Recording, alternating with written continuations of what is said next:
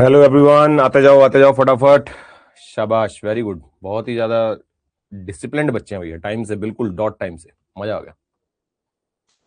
Divya good morning, Harshita good morning. बहुत ही ज्यादा बढ़िया बच्चे हो आप लोग बेटा, डेडिकेशन दिख रही है आप लोगों की। Good morning Adi, good morning Ujjwal, good morning Aritra, good morning. कैसे हो? Chhavi good morning.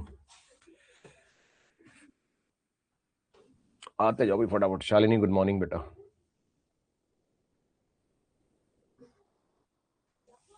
वंश गुड मॉर्निंग, गुड मॉर्निंग। चलो जी, बढ़िया।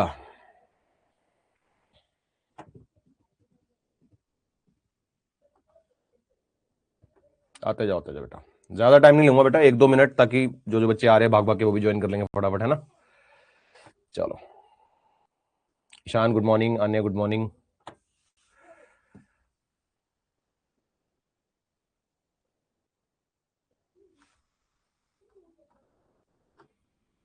मैं बहुत बढ़िया बेटा।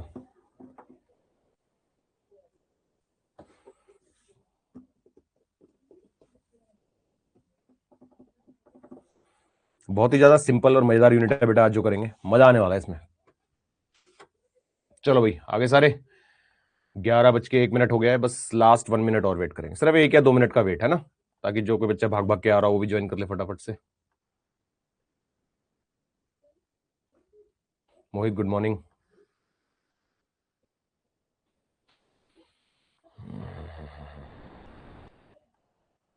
शाबाश आदि। सर एक डाउट था सर, कभी कभार ना सर कुछ वर्ड या लाइन का मतलब समझ नहीं आता, उस केस में क्या करना चाहिए? सबसे पहले तो बेटा डाउट पूछो। कोई भी लाइन का मतलब आपको, आप क्लास की बात कर रहे हो या मॉड्यूल से पढ़ते समय की बात कर रहे हो? दो बातें हैं ना इसके अंदर। जो मैं पढ़ा रहा हूँ क्लास में, लाइंस जो मैं लिखवा रहा हूँ दिखा रहा हूँ आपको, वो समझ नहीं आ रही, या फिर आप मॉड्यूल से जब पढ़ रहे हो तो उसमें डाउट आ रहा है? Alina good morning. Janvi good morning.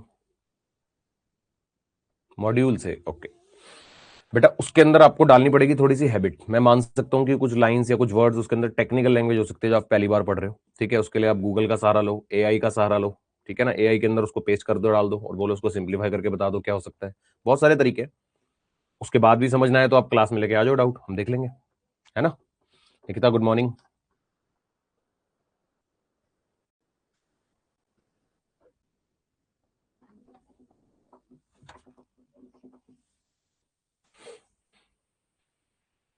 एक पॉइंट नहीं आ रहा मॉड्यूल से।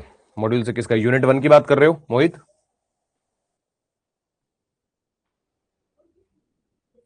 अपने आप डाउट्स बेटा नोट कर लो अभी, ठीक है। मोहित मैं आपको सजेस्ट करूंगा कि आप नोट करके रखो उसको, डाउट को अपने पास। हम लोग अभी डाउट सेशन करेंगे, उसमें पूछेंगे, ठीक है। क्रैश कोर्स है ना बेटा, तो मैं चाहता हूं यहाँ पे थोड़ा क्लास में थोड़ा सा टाइम हमारा बहुत क्रुशियल है, इसलिए। चलो बेटा स्टार्ट करते हैं। अब जिन्होंने आना था आगे वो बीच में ज्वाइन करते रहेंगे बच्चे, ठीक है ना। 2-3 मिनट ऊपर हो गए। तो बेटा बात कर रहे हैं अब हम चैप्टर 1 के यूनिट 2 की, है ना। आप नोट करके रखते रहो अपने पास डाउट। आपके डाउट सेशन अभी स्टार्ट करेंगे हम, तो उसमें हम सारे डाउट ले लेंगे आराम से, ठीक है ना। कुछ छोटे मोटे डाउट्स हम क्लास में कर ही रहे हैं, उसके अलावा भी रह जाए तो हम अलग से कवर कर सकते हैं। तो बेटा हमारा जो चैप्टर 1 है यूनिट 2, इसके अंदर हम किस बारे में बात करने वाले हैं?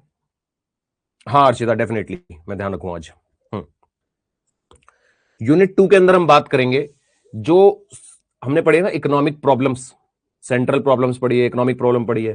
तो वो क्या पढ़ी है मेनली? कल मैंने एक टॉपिक पढ़ाया था, उसके अंदर कुछ वर्ड्स ऐसे थे, आपने कहा था सर ये तो नहीं होता, how to produce, where to produce, ये सब नहीं होता। तो हम सेंट्रल प्रॉब्लम पढ़ भी नहीं रहे थे, क्योंकि वो अब इस चैप्टर में, ठीक है ना। क्या क्या होती है सेंट्रल प्रॉब्लम, जरा बताएंगे फटाफट से, कौन कौन सी होती है जिसके ऊपर हम डिस्कशन करने वाले हैं?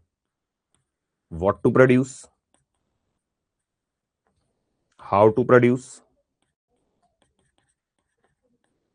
और for whom to produce. Definitely कई बच्चों ने इसको क्लास 11th में 12th में कहीं ना कहीं पढ़ा होगा, ठीक है। लेकिन अब इसका हम थोड़ा सा एक्स्ट्रा वर्जन जो पढ़ने वाले हैं वो मैं आपको अभी ब्रीफ करने वाला हूं। For whom to produce. और एक और होती है ना, एक और होती है ना, what provisions are made, what provisions are made for economic growth.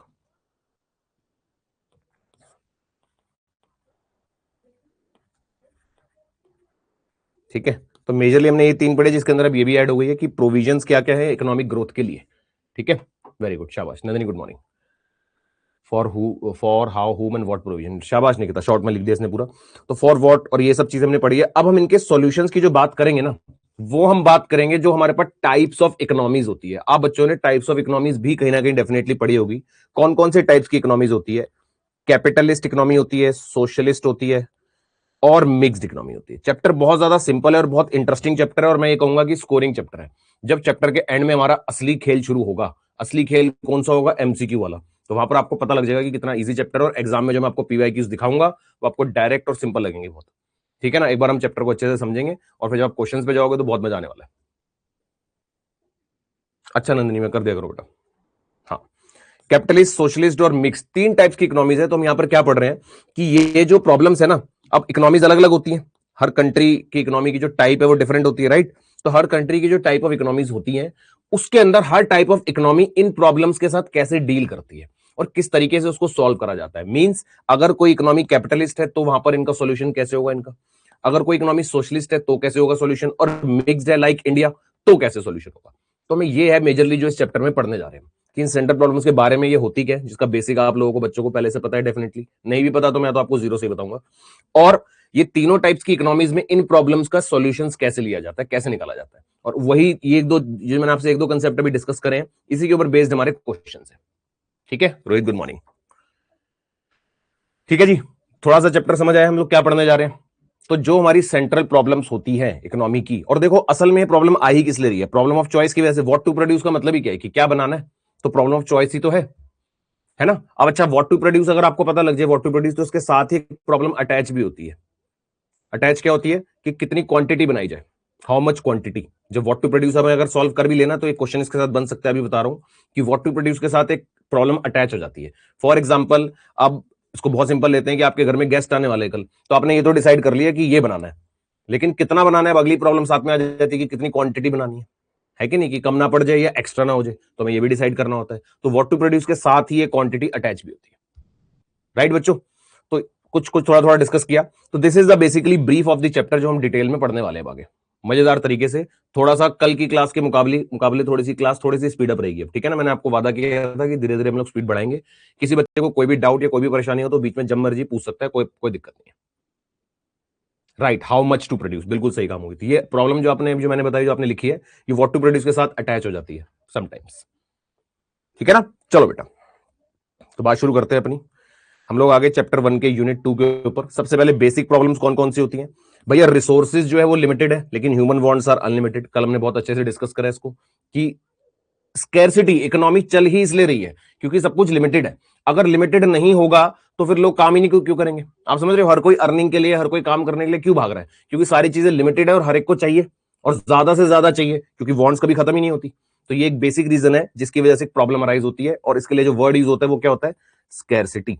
कोई भी इकोनॉमी में जो प्रॉब्लम है वो स्कैरसिटी की वजह से चलती है। एक टॉपिक है जो मैं आगे एक चैप्टर में आपसे डिस्कस करूंगा डेफिनेटली, कि अगर मान लो आपको बहुत सारा, मतलब आरबीआई क्या करे, आरबीआई का मनी प्रिंटिंग की पावर है, तो सारा पैसा प्रिंट करके वो लोगों को बांट दे, क्या दिक्कत है? तो दिक्कत ये होगी फिर इकोनॉमी उसी दिन बंद हो जाएगी, लोग काम करना ही बंद कर देंगे। लोग काम कर ही इसलिए रहे हैं क्योंकि there is a scarcity, there is a limited resources and everybody wants the maximum resources they can.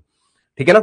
दूसरा, रिसोर्सेज हैव ऑल्टरनेट यूजेस। अब जो लिमिटेड रिसोर्सेज है भी, यहां से प्रॉब्लम ऑफ चॉइस अराइज हो जाती है कि लिमिटेड भी है और उनके यूजेस भी ज्यादा है, तो हम कौन सा यूज करें कौन सा यूज ना करें, ये अगली प्रॉब्लम है। जैसे कोल को हम इलेक्ट्रिसिटी और इंडस्ट्री दोनों में यूज कर सकते हैं, अब है वो लिमिटेड, तो हमें डिसीजन लेना पड़ता है कि हम किस में यूज करें। लिमिटेड को हम क्या करते हैं? प्रायोरिटीज देना शुरू करते हैं कि किसकी रिक्वायरमेंट है, सिचुएशंस के हिसाब से, कंडीशंस के हिसाब से हम ये डिसाइड करते हैं कि कहां यूज करना चाहिए। इन्फ्लेशन आ जाएगा, बिल्कुल ठीक, बिल्कुल ठीक है ना? इन्फ्लेशन तो इकोनॉमी बंद हो जाएगी यार, तुम पैसों का करोगे क्या? कहां खरीदने जाओगे, क्या करोगे? जो भी कुछ करने जाओगे उन लोगों के पास भी तो पैसा है, सबके पास पैसा पहुंच गया तो लोग काम करना ही बंद कर देंगे। समझ रहे मेरी बात? तो इसलिए लिमिटेड रिसोर्सेज के होने की वजह से, स्कैरसिटी होने की वजह से ही इकोनॉमीज रन कर रही है। कोई भी कंट्री की इकोनॉमी रन ही इसलिए कर रही है, scarcity is the basic concept. Now therefore every economy must decide how to use the scarce resource efficiently, जो अभी हमने डिस्कस किया कि जब रिसोर्सेज शॉर्टेज होते हैं तो उनको कैसे यूज करना है। अमन लेट हो गया बेटा, गुड मॉर्निंग। कोई बात नहीं, ठीक है ना? तो 4 बेसिक प्रॉब्लम्स आ जाते हैं, जरा इसके ऊपर बारी बारी से जूम करके दिखाता हूं। चलो, सबसे पहले व्हाट टू प्रोड्यूस में क्या होता है, क्या मतलब होता है व्हाट टू प्रोड्यूस में? अब व्हाट टू प्रोड्यूस में एक हमने डिस्कस किया था, वॉर गुड्स बनाए या कंज्यूमर गुड्स बनाए। एक और चीज आ सकती है कैपिटल गुड्स। कैपिटल गुड्स क्या होता है? मशीनरीज वगैरह ज्यादा बनानी चाहिए क्या?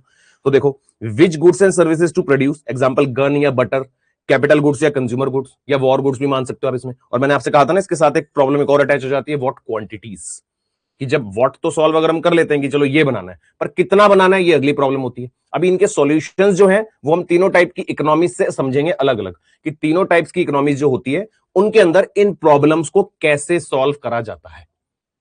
ठीक है, बढ़िया, बेसिक बेसिक चल रहा है, मजा आ रहा है। नेक्स्ट, हाउ टू प्रोड्यूस, कैसे प्रोड्यूस करा जाए, मतलब टेक्निक ऑफ प्रोडक्शन की बात हो रही है। क्या हम लेबर को ज्यादा लगाएं या कैपिटल वाला यूज ज्यादा करें, कि भैया हम मैनुअल तरीके से काम ज्यादा कराया जाए या फिर मशीन्स के थ्रू ज्यादा कराया जाए। अब इसके अंदर जो बात ध्यान रखनी है वो क्या याद रखनी है, कि इस तरीके से काम करना चाहिए कि अनएम्प्लॉयमेंट ना हो, अनएम्प्लॉयमेंट नहीं होनी चाहिए। आप इस तरीके से टेक्निक्स का यूज करेंगे। अगर कंट्री में सारे लोग पढ़े लिखे हैं, स्किल्ड है, तो आप मशीन कैपिटल इंटेंसिव टेक्निक ज्यादा यूज करो, है कि नहीं। पढ़े लिखे लोग कम है, लोगों को मैनुअल वर्क वाले जो काम ढूंढ रहे हैं लोग वो लोग ज्यादा है, तो वहां पर लेबर इंटेंसिव यूज होना चाहिए ताकि सबको इंप्लॉयमेंट मिले। ये मैंने आपको एक आइडिया दिया इसके आंसर का। बाकी हम लोग तीनों टाइप्स की इकोनॉमीज में इनके सॉल्यूशन पढ़ेंगे, ठीक है ना। फिर आता है भाई फॉर होम टू प्रोड्यूस, किसके लिए बनाया जाए, किस सेक्शन ऑफ सोसाइटी के लिए बनाया जाए। ऐसा नहीं होगा कि आप सिर्फ रिच सेक्शन ऑफ सोसाइटी के लिए बनाओगे या सिर्फ पुअर सेक्शन ऑफ सोसाइटी के लिए बनाओगे, नाराज हो जाएंगे, है ना। रिच के लिए बनाओगे तो पुअर नाराज हो जाएंगे, पुअर के लिए बनाओगे तो रिच नाराज हो जाएंगे। तो सब कुछ मेंटेन करके चलना है। नाराज होने का मतलब ये है कि डिस्ट्रीब्यूशन नहीं हो पाएगा, अनइक्वल डिस्ट्रीब्यूशन हो जाएगा, है ना, तो इकोनॉमी डिसबैलेंस हो जाएगी। How will goods and services be distributed among the people, who gets what share of total production, total production का शेयर किसके पास जाएगा। तो राइट दिव्यांश, बिल्कुल सही। तो इसलिए हम बोलते हैं कि हमें दोनों के लिए बनाना है according to the nature of the good. मैंने कल डिस्कस किया था कि लग्जरी है तो किसके लिए ज्यादा बनेगा, नेसेसिटी वाला है तो किसके लिए ज्यादा बनेगा, ठीक है ना। उसके बाद जो एक और प्रॉब्लम हमने पढ़ी वो है फ्यूचर ग्रोथ, कि भैया रिसोर्सेज को हमने ये तो डिसाइड कर लिया कि कितना यूज करना है, कहां यूज करना है, कैसे यूज करना है, लेकिन एक टर्म याद रखो, आपके सिलेबस में कई बार काफी चैप्टर्स में वर्ड यूज होगा, पहले भी आप लोग पढ़ चुके हैं, दैट इज सस्टेनेबिलिटी। जब भी वर्ड सस्टेनेबिलिटी या सस्टेनेबल वर्ड यूज हो कहीं पर भी, तो दैट मींस कि रिसोर्सेज का इस तरीके से यूटिलाइजेशन करना कि वो पूरे तरीके से एग्जॉस्ट ना हो जाए, कि आज तो यूज हो जाए, ये तो है जरूरी, साथ ही साथ वो आने वाली जनरेशन के लिए भी बचे। फ्यूचर जनरेशन के लिए रिसोर्सेज खत्म नहीं करने, इस तरीके से यूज करने कि उसको आगे आने वाले रिसोर्सेज भी, आगे आने वाली जनरेशन भी यूज कर सके, और वो कंट्री की ग्रोथ में उन रिसोर्सेज का एफिशिएंट यूटिलाइजेशन हो सके, ठीक है ना। इसलिए हम फ्यूचर ग्रोथ की बात कर रहे हैं। How much to save and invest for future production, ठीक है जी। Cannot use all resources for current, अब अगर पहली बात तो वैसे ही स्केर्स है, अब जो स्केर्स है भी हम उनको भी सारे के सारे यूज नहीं कर सकते, उनको में से भी हमें बचाना पड़ता है। क्यों बचाना पड़ता है, क्योंकि फ्यूचर ग्रोथ का भी तो ध्यान रखना है कि नहीं। फ्यूचर ग्रोथ को भी तो ध्यान रखना है कि अगर आप जितने लिमिटेड हैं उन सबके सबको ही अगर आप आज एग्जॉस्ट कर दोगे तो फ्यूचर ग्रोथ का क्या होगा, आगे आने वाली जनरेशन का क्या होगा, right. For the current consumption must plan for the economic growth, तो एक प्लान हमारे पास ऑलवेज होना चाहिए for the purpose of economic growth, ठीक है। अच्छा, सस्टेनेबिलिटी अगर बच्चे को नहीं पता तो आप इसको ऐसे लिख लेंगे कि एक लाइन में अगर लिखना चाहते हो सस्टेनेबिलिटी का, देखो वैसे तो मतलब ये होता है फॉर फ्यूचर जनरेशन, या फिर आप इसको वन लाइन में ऐसे लिख सकते हो, सेविंग द रिसोर्सेस, इसको आप लिख सकते हो बेटा, saving resources for future generation, ठीक है। Fulfilment of the current need without sacrificing the future need, right. जो बेसिक मीनिंग है वो ये है, अदरवाइज ये भी आप लिख सकते हो जो थोड़ा टेक्निकल वन, कि आप करंट नीड की फुलफिलमेंट कर रहे हो without sacrificing the future needs, ठीक है ना। फ्यूचर में आने वाली जनरेशन के लिए भी रिसोर्सेज को बचाकर चलना है, ठीक है। और ये सस्टेनेबिलिटी वर्ड आपको कई बार कई चैप्टर्स में देखने को मिलेगा, तो बहुत बार आएगा, ठीक है। चलो जी, इसमें किसी को कोई भी डाउट है, चारों बेसिक इकोनॉमिक प्रॉब्लम्स में हमने पढ़ी कि क्या क्या होती है। अभी हमने सॉल्यूशंस नहीं पढ़े, हमने सिर्फ प्रॉब्लम डिस्कस करी है कि होती क्या। किसी बच्चे को कोई भी डाउट है इसमें से तो बता सकते हैं, कोई दिक्कत नहीं, जल्दी से। Anyone has any doubt regarding this, please tell me. No doubt, very good, simple topic है, मजेदार टॉपिक है, इजीली समझ आ गया, बहुत बढ़िया। तो बेटा अब हमारे पास जो इसके सॉल्यूशन है वो तीनों इकोनॉमीज में छुपे हुए हैं। कौन कौन सी इकोनॉमीज में, कैपिटलिस्ट इकोनॉमी में सॉल्यूशन है, सोशलिस्ट में और मिक्स्ड इकोनॉमी में। अब हर कंट्री की टाइप ऑफ इकोनॉमी अलग अलग होती है, पहले समझते हैं जनरली, है ना। कैपिटलिस्ट इकोनॉमी क्या होती है, कैपिटलिस्ट इकोनॉमी जब हम बात करते हैं तो यानी कि एक ऐसी इकोनॉमी जहां पर प्राइवेट सेक्टर प्रिवेल करता है, ओनली प्राइवेट सेक्टर, ओनली लिख देते हैं इसको, मतलब कि गवर्नमेंट का इंटरवेंशन नहीं है, गवर्नमेंट का कोई इंटरवेंशन नहीं है, नो गवर्नमेंट इंटरवेंशन, ठीक है। चाहे तो ऐसे लिख सकते हैं इसको क्रॉस डालने की बजाय, नो गवर्नमेंट इंटरवेंशन। अब लेकिन एक बात समझो छोटी सी, ये आपको पढ़ाया जरूर जा रहा है बुक्स में कि कैपिटलिस्ट इकोनॉमी का मतलब ये होता है, पर इन प्रैक्टिकल सिचुएशन ऐसा एक्चुअली में नहीं होता कि गवर्नमेंट का कोई इंटरवेंशन हो ही ना, थोड़ा बहुत तो देखो होता ही है। कभी भी ऐसा नहीं होगा कि सब कुछ प्राइवेट सेक्टर को दे दिया जाएगा। बस हाँ, मेजर पोर्शन या मेजरली जो कंट्री रन कर रही है वो प्राइवेट सेक्टर्स कर रही है, तो हम इसलिए कैपिटलिस्ट बोल देते हैं। पर 100% कैपिटलिस्ट कोई होती नहीं है। और आज की डेट में सिमिलरली 100% सोशलिस्ट भी नहीं है, पहले हुआ करती थी। आज की डेट में 100% सोशलिस्ट भी कोई नहीं होगा। मिक्स फिर भी एक प्रैक्टिकल केस है जो कि आपके सामने है। India as a mixed economy. तो प्राइवेट सेक्टर जहां पर होगा, सिर्फ गवर्नमेंट का कोई इंटरवेंशन नहीं होगा, उसको हम क्या बोलेंगे? कैपिटलिस्ट। प्रैक्टिकल वर्ल्ड वाली जो मैंने आपको बात बताई है वो एक अलग सिचुएशन है ना, अनलिमिटेड रोल कह सकते हैं। सोशलिस्ट का मतलब क्या है? गवर्नमेंट सेक्टर ओनली, मतलब गवर्नमेंट कहती है सब कुछ हम करेंगे, आपको कुछ करने की जरूरत नहीं है। एग्जांपल दो बच्चों जरा जल्दी से। प्राइवेट सेक्टर में हम कह सकते हैं यूएस को, है ना, सबसे मेजर एग्जांपल हम यूएस मानते हैं हमेशा कैपिटलिस्ट में, जो प्योर सोशलिस्ट है। और वो भी मैंने आपको कहा प्योर सोशलिस्ट कोई होती नहीं है, पर मेजर कंट्रोल जो है, मेजर कॉन्ट्रीब्यूशन जो है वो गवर्नमेंट का होता है। तो सोशलिस्ट इकोनॉमी का एग्जांपल दो कोई फटाफट से, जल्दी से। कोई है मेजर आपके पास एग्जांपल जो सोशलिस्ट इकोनॉमी का हो? बताओ जल्दी से। मिक्स तो हमने पता है, मिक्स मतलब both, both private and public. Mix को तो आप भूल ही नहीं सकते कभी भी। Private and government, that is India, है ना जी। इंडिया में ना मिक्स्ड।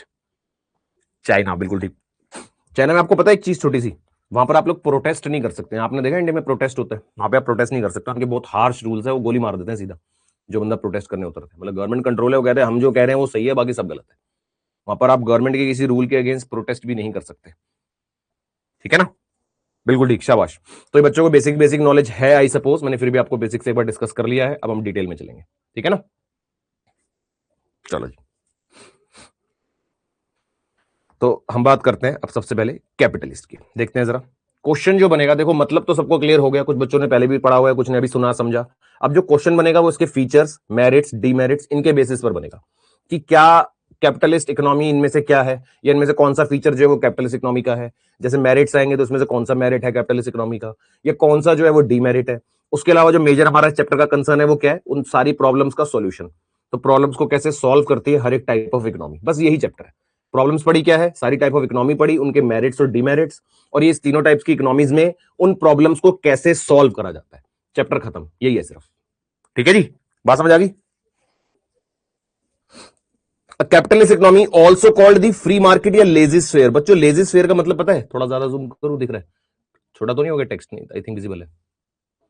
लेजी स्फेयर का मतलब समझते हो? गवर्नमेंट यहां पे लेजी हो जाती है। लेजी से वर्ड बना, लेजी होता है ना, लेजी, आलसी। गवर्नमेंट कहती है छोड़ दो, जो करना है करो, मेरे को कोई मतलब नहीं है। गवर्नमेंट ऐसे बैठ जाती है आराम से कि भैया काम करो, जो अच्छा लग रहा है वो करो, हमें माफ करो। तो गवर्नमेंट लेजी लेजी होती है। गवर्नमेंट वाले ये कहते हैं कि इकोनॉमी विल ऑटो एडजस्ट। अगर आप इकोनॉमिक्स की, और भाई काफी सारी ऐसी थ्योरीज है जहां पर ये बोला जाता है, इसका प्रॉपर मीनिंग अगर पढ़ने को जाए हम, तो ये बोला जाता है कि इकोनॉमी में अगर कुछ भी डिस्टर्बेंस होगी ना, तो वो ऑटो एडजस्ट हो जाएगी। और आपने इसका थोड़ा थोड़ा पार्ट कहीं ना कहीं पढ़ा हुआ है। वो पढ़ा है कि जब डिमांड बढ़ती है, डिमांड कर्व राइट में शिफ्ट होता है, तो प्राइस बढ़ जाता है, यानी वापस इक्विलिब्रियम पे आ जाते हैं। पढ़ा है ना कि अगर आप इक्विलिब्रियम से कहीं भी इधर उधर जाते हैं तो हम वापस इक्विलिब्रियम पे खिंच के आ जाते हैं। तो इसका मतलब क्या है कि इकोनॉमी में एक ऑटो एडजस्टमेंट चलता है। तो उसी को एक दूसरा नाम दिया गया है लेजी स्फेयर, कि गवर्नमेंट जो है वो लेजी है, गवर्नमेंट कोई एक्शन नहीं लेती बहुत सारी चीजों में, गवर्नमेंट कहती है अपने आप एडजस्ट कर लो। ये मतलब है इसका, ठीक है ना। Is an economic system where means of production are privately owned, यानी प्राइवेट सेक्टर प्रिवेल कर रहा है। और पर्पस क्या है? प्रॉफिट। जब प्राइवेट सेक्टर का नाम कहीं पर भी आएगा तो वो किस लिए काम करते हैं? वो काम ही प्रॉफिट के लिए करते हैं, उनको और कोई मतलब थोड़ी है ना। And drives the economic activity. अच्छा एक बात बताओ, अगर सिर्फ प्राइवेट सेक्टर प्रिवेल करेगा तो क्या मैं कह सकता हूं कि वहां पर कंपटीशन होगा, बढ़िया वाला, अच्छे वाला कंपटीशन होगा, है ना? सब लगे पड़े होंगे एक दूसरे को, क्या बोलते हैं उसको, कट थ्रोट कंपटीशन, एक दूसरे का गला काटने में लगे हुए, टर्म यूज होती है इकोनॉमिक्स में, कट थ्रोट कंपटीशन, कि मतलब हर कोई एक दूसरे से बेटर बनाने की कोशिश कर रहा होगा, क्योंकि प्राइवेट सेक्टर है, सबको प्रॉफिट मोटिव है, और सबको क्या करना है? मैक्सिमम सेटिस्फेक्शन देना है कस्टमर को, राइट? बिल्कुल ठीक। तो एक बहुत बढ़िया कंपटीशन होगा उस समय। तो ये भी आएगा पॉइंट, देखते हैं। Government interference is minimal. Minimal word use हो रहा है, ऐसा नहीं कि जीरो है, मिनिमल है। Decisions are mainly made by the consumers and producers.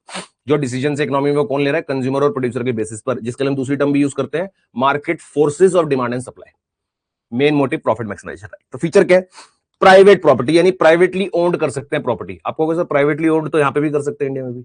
ये आपको सुन के थोड़ा सा ये लगेगा कि प्राइवेट प्रॉपर्टी ओन करना क्या है, कोई बड़ी बात थोड़ी है, वो तो इंडिया में भी है। कैपिटलिस्ट में कैसे सिर्फ प्राइवेट ओन्ड है? क्योंकि कुछ इकोनॉमीज ऐसी भी तो हैं जहां पर प्राइवेट प्रॉपर्टी ओन कर ही नहीं सकते, जैसे सोशलिस्ट का आपने एग्जांपल लिया ना, तो प्राइवेटली ओन्ड हो ही नहीं सकती। तो हमें इसलिए नेचुरल लग रहा है पॉइंट, क्योंकि हम देखते हैं यहाँ पर रोज इंडिया में, हमारे लिए बड़ी कॉमन बात है, लेकिन कई कंट्रीज में नहीं है ना। तो private property, individual can own land, factories, machine, सब प्राइवेट अपने नाम से कर सकता है, एंड यूज और ट्रांसफर देम फ्रीली। कोई रोक टोक नहीं है, कोई दबाव नहीं है, कोई प्रेशर नहीं है, जो करना है करो। ठीक है, इंडिया में प्राइवेट कंपटीशन ही होना चाहिए, राइट, तभी इंडिया ग्रो करेगा। और एक्चुअल में अगर हम थोड़ा सा मैं आपको इंडियन इकोनॉमी में लेके जाऊं तो पहले सोशलिस्ट जब थी तो वो इसलिए हम ग्रो नहीं कर पा रहे थे क्योंकि गवर्नमेंट कंट्रोल ज्यादा था। जैसे जैसे प्राइवेट कंट्रोल आने लगा तभी कंट्री में ग्रोथ आई, है ना। तो कंट्री में ग्रोथ तभी होती है जब प्राइवेट सेक्टर प्रिवेल करता है। लेकिन उसके कुछ नुकसान भी है, वो हम डिस्कस करेंगे कि ऐसा नहीं है कि प्राइवेट के फायदे ही फायदे हैं, कुछ नुकसान भी है, पढ़ेंगे अभी। फ्रीडम ऑफ एंटरप्राइज है, कोई भी एंटरप्राइज खोलो, किसी भी नाम से बिजनेस रन करो, चलाओ, मजे करो, प्रॉफिट अर्न करो, एंजॉय करो, है ना। People are free to start any business and engage in any economic activity, मतलब फ्री कर रखा है, जो करना है करो। हाँ, ब्रेन ऐसे बहुत सारे डिमेरिट्स हैं, मोहित, करेंगे भी डिस्कस। फ्रीडम ऑफ चॉइस, मतलब कंज्यूमर और producer can choose what to buy, sell और प्रोड्यूस। कोई परमिशन थोड़ी लेनी है सरकार से, कोई लाइसेंस नहीं लेना, कोई परमिशन नहीं लेनी, जो खरीदना है, जो बेचना है, जो प्रोड्यूस करना है करो, है ना। प्रॉफिट मोटिव तो हम पढ़ ही चुके हैं। जब प्राइवेट सेक्टर प्रिवेल करता है तो प्रॉफिट ही होता है उनका असली असली उनका ऑब्जेक्टिव क्या होता है, प्रॉफिट अर्न करना। The main goal of the business is to earn the maximum profit. Consumer sovereignty, ये जो वर्ड आ रहा है आपके सामने, सोवरनिटी, बड़ा इंपॉर्टेंट वर्ड है, क्वेश्चन आने का चांस है, यहां से यहां सितारा बना देंगे एक अच्छा सा। कंज्यूमर सोवरनिटी का मतलब है कि कंज्यूमर ही राजा है, सुप्रीमेसी, एक सुप्रीमेसी वर्ड समझते हो कि कंज्यूमर को भगवान माना जा रहा है, जो कंज्यूमर चाहेगा, जो कंज्यूमर बोलेगा वो करा जाएगा, जो कंज्यूमर चाहता है वही होगा। मतलब गवर्नमेंट का जब कंट्रोल होता है तो क्या होता है कि भैया ये है हमारे पास, लेना है ले लो, नहीं तो घर जाओ। लेकिन जब प्राइवेट सेक्टर प्रिवेल कर रहा है तो वो क्या कह रहा है कि कंज्यूमर भगवान है, जो कंज्यूमर बोलेगा वो होगा। मतलब जो प्रोडक्शन हो रही है, जो भी इकोनॉमी में चीजें चल रही है, वो अकॉर्डिंग टू कंज्यूमर चल रही है, ठीक है ना। Consumer decide what gets produce based on their buying choice, जो भी उनकी बाइंग चॉइसेस है उसके बेसिस पर कंज्यूमर डिसाइड करता है। यानी कंज्यूमर को सबसे टॉप पे रखा जाता है in private sector, in capitalism, in capitalist economy, ठीक है जी। फिर कंपटीशन हमने बात करी कि होगा, दनादन कंपटीशन होगा ऐसी जगह पे जहां कैपिटलिस्ट होगा। Rivalries among businesses ensures efficiency and better quality, सब लड़ेंगे एक दूसरे को पकड़ पकड़ के मारेंगे कि मैं बेटर बनाऊंगा, मैं बेटर बनाऊंगा, एफिशिएंसी क्वालिटी बढ़ेगी। और वही हमारे देश में भी धीरे धीरे देखने को मिला है। कुछ लॉन्च कर रहा है जिससे पब्लिक को नुकसान है, तब उसको गवर्नमेंट से परमिशन लेना होगा ना, राइट अलीना। अब कुछ कंट्रोल जैसे डिफेंस रिलेटेड हो गए या हेल्थ एंड सिक्योरिटीज, वहां पर गवर्नमेंट का रोल आ जाता है ना। आप लोगों ने जो बच्चा भी यहाँ पर पहले से पढ़ा और इसमें रिवीजन बैच की तरह ज्वाइन किया, उन्होंने चैप्टर पढ़े हैं पहले वाले कि गवर्नमेंट का इंटरफेरेंस भी जरूरी है ना। वो एक अलग बात है। अभी हम बात कर रहे हैं फीचर्स क्या है कैपिटलिस्ट इकोनॉमी के। Minimal government interference, the economy work most through the price mechanism and without heavy government control. Price mechanism मतलब वही कि इकोनॉमी में जो प्राइस चल रहा है, जो प्राइस का कंट्रोल है, प्राइस को कम करना, ज्यादा करना, प्रॉफिट को अर्न करना, अकॉर्डिंग टू डिमांड प्राइसेस को एडजस्ट करना। डिमांड ज्यादा हो रही है, प्राइस ज्यादा कर दो, डिमांड कम हो गई है तो प्राइस को कम कर दो। तो इस तरीके से इकोनॉमी रन कर रही है, गवर्नमेंट का कोई इंटरफेरेंस नहीं है। कुछ पूछा छवि ने कहा ब्रेन ड्रेन क्या होता है, अभी बताऊंगा छवि। अच्छा, जानवी ने दिया छवि लोग हाई एजुकेशन के लिए बाहर, हाँ, ब्रेन का बह जाना मतलब यहाँ पर एक ब्रेन डेवलप हुई, ड्रेन का मतलब बह जाना कि वो इंडिया में उसने कंट्रीब्यूट नहीं करा। जैसे आपने देखा होगा कि कई जो बड़े बड़े डॉक्टर्स हैं, इंजीनियर्स हैं, वो यहाँ पे पढ़ते लिखते तो यहाँ पर है, लेकिन वो फिर बाहर चले जाते हैं क्योंकि उनको उतनी हैंडसम सैलरीज, एक वर्ड यूज होता है आपकी इकोनॉमिक्स में कि उतनी हैंडसम सैलरीज, उतनी हैंडसम इंसेंटिव्स, उतने अच्छे इंसेंटिव्स नहीं मिलते उनको, तो वो बाहर चले जाते हैं अच्छे इंसेंटिव्स की तलाश में, क्योंकि उन्होंने अपना स्किल इतना ज्यादा इंक्रीज कर लिया होता है। So they deserve the higher increments, higher incentives, तो ब्रेन ड्रेन हो जाता है।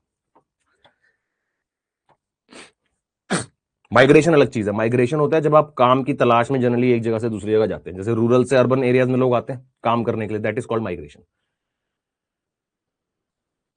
अमन कह रहे हैं 3 सेक्टर पे अभी गवर्नमेंट रोल ही प्ले करती है ना सर, राइट, बिल्कुल ठीक, सही कहा अमन। ठीक है बेटा, बेटा ये जो फीचर्स है समझ आए? किसी को ऐसा तो नहीं लगा कि सर आपने बहुत फास्ट फास्ट पढ़ा दिया, जल्दी जल्दी पढ़ा दिया? कोई ऐसा बच्चा तो नहीं है किसी को ऐसी परेशानी की सर आपने बहुत जल्दी पढ़ा दिया? बड़े तरीके से समझ आया? कोई भी डाउट है बच्चों पूछ लो, कोई दिक्कत नहीं है।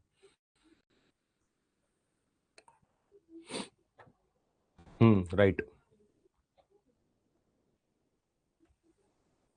क्लियर है? चलो, शाबाश बच्चों, वेरी गुड, बहुत शानदार बच्चे हैं क्लास में, परफेक्ट स्पीड है रोहित। ओके, चलो, किसी को भी स्लो फास्ट कुछ भी लगे बेटा बता देना, ठीक है ना। मेरे को तभी पता लगेगा जब आप लोग बताओगे, ठीक, शाबाश। नाउ अब कैपिटलिस्ट इकोनॉमी कैसे सॉल्व करती है हमारी सेंट्रल प्रॉब्लम्स को, ये मुद्दा है असली जिसकी वजह से मैं चैप्टर पढ़ रहे हैं, ठीक है ना। तो capitalist economy has no central authority, instead it uses the price mechanism. अभी हमने बात करी थी, प्राइस मैकेनिज्म का मतलब ही क्या है, demand and supply. Price mechanism को फॉलो करके वो एडजस्ट कर लेती है। कैसे एडजस्ट कर लेती है देखो जरा। सबसे पहले आता है व्हाट टू प्रोड्यूस, यानी डिसाइडेड बाय कंज्यूमर की डिमांड। अब डिमांड फॉर कार्स बढ़ गई तो प्राइसेस को बढ़ा देंगे, है ना, उससे प्रॉफिट बढ़ेगा। Producers make more cars. Problem क्या थी, व्हाट टू प्रोड्यूस की प्रॉब्लम थी ना, तो उन्होंने कहा जिस प्रोडक्ट की डिमांड ज्यादा है उसका प्राइस ज्यादा कर दो और बनाओ, उसे बनाओ, बेधड़क बनाओ और बेचो पब्लिक को। क्यों? क्योंकि उसकी डिमांड ज्यादा है तो हम वही बनाएंगे। क्योंकि हम तो प्रॉफिट मोटिव के लिए काम कर रहे हैं, तो हम इस प्रॉब्लम का सॉल्यूशन क्या लेंगे कि जिसकी डिमांड ज्यादा है वो ज्यादा बनाएंगे, जिसकी डिमांड कम है वो कम बनाएंगे, और लो डिमांड करेंगे, जिसकी लो डिमांड है उसको कम प्रोड्यूस करेंगे, राइट। यानी कि जो कंज्यूमर की चॉइस है वो बताती है कि क्या प्रोड्यूस करना है। कंज्यूमर सोवरेनिटी अभी पढ़ाया था, consumer choices determine the production. ये पहली प्रॉब्लम का सॉल्यूशन निकाला कैपिटलिस्ट इकोनॉमी ने। हाँ दिव्या, मैंने आपको वही स्टार्टिंग में जब हमने ओवरव्यू किया था अभी चैप्टर का, मैंने आपसे डिस्कस किया था कि एब्सेंस ऑफ गवर्नमेंट लिखा है, लेकिन वो सिर्फ कंसेप्ट को समझाने के लिए लिखा है। जैसे आपको याद होगा, आपने मार्केट फॉर्म्स पढ़े थे, उसमें परफेक्ट कंपटीशन आती है मार्केट, पर वो एक्चुअल में तो होती ही नहीं perfect. In real world perfect market नाम की कोई मार्केट होती नहीं है ना। तो कई बार इकोनॉमिक्स में आपको कंसेप्ट को समझाने के लिए एजम्पशन बेस्ड चीजें बताई जाती है, प्रैक्टिकली वो होती नहीं है ना। और ये हमने पिछले चैप्टर में भी पढ़ा है कि इकोनॉमिक्स में बहुत सारी ऐसी चीजें जब हम उसको रियल वर्ल्ड में अप्लाई करते हैं तो वो बदल जाती है। ठीक है दिव्या? अच्छा आदि बताता हूँ, अभी रिपीट करता हूँ, फिर से सुनेंगे बच्चों। मैंने भी जो बताया फिर से, कई बच्चे लगता है मिस कर गए, कोई बात नहीं। हमने कहा कि कैपिटलिस्ट इकोनॉमी को अब डिसीजन लेना है, यानी जो पहले वाली प्रॉब्लम है व्हाट टू प्रोड्यूस की, उसको सॉल्व करना है कि क्या बनाना है। अब क्योंकि कैपिटलिस्ट इकोनॉमी है तो वो क्या चाहती है, मैक्सिमम प्रॉफिट। तो वो क्या ज्यादा बनाएगी, जो कंज्यूमर ज्यादा डिमांड कर रहा है। ये मतलब है इसका सीधा सीधा। यानी कि अगर कार्स की डिमांड बढ़ गई इकोनॉमी में, अगर कार्स की डिमांड बढ़ गई इकोनॉमी में, तो पहले तो उसके हम प्राइसेस बढ़ा देंगे, उससे हमारा प्रॉफिट हमें बढ़ता हुआ दिखेगा कि प्रॉफिट बढ़ रहा है। तो प्रोड्यूसर यानी अल्टीमेटली क्या करेगा, कार्स की प्रोडक्शन बढ़ा देगा।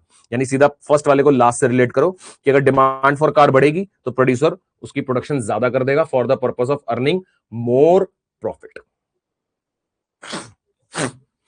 ठीक है, सॉरी बेटा, मेरे को ना थोड़ा कोल्ड हो गया गेस।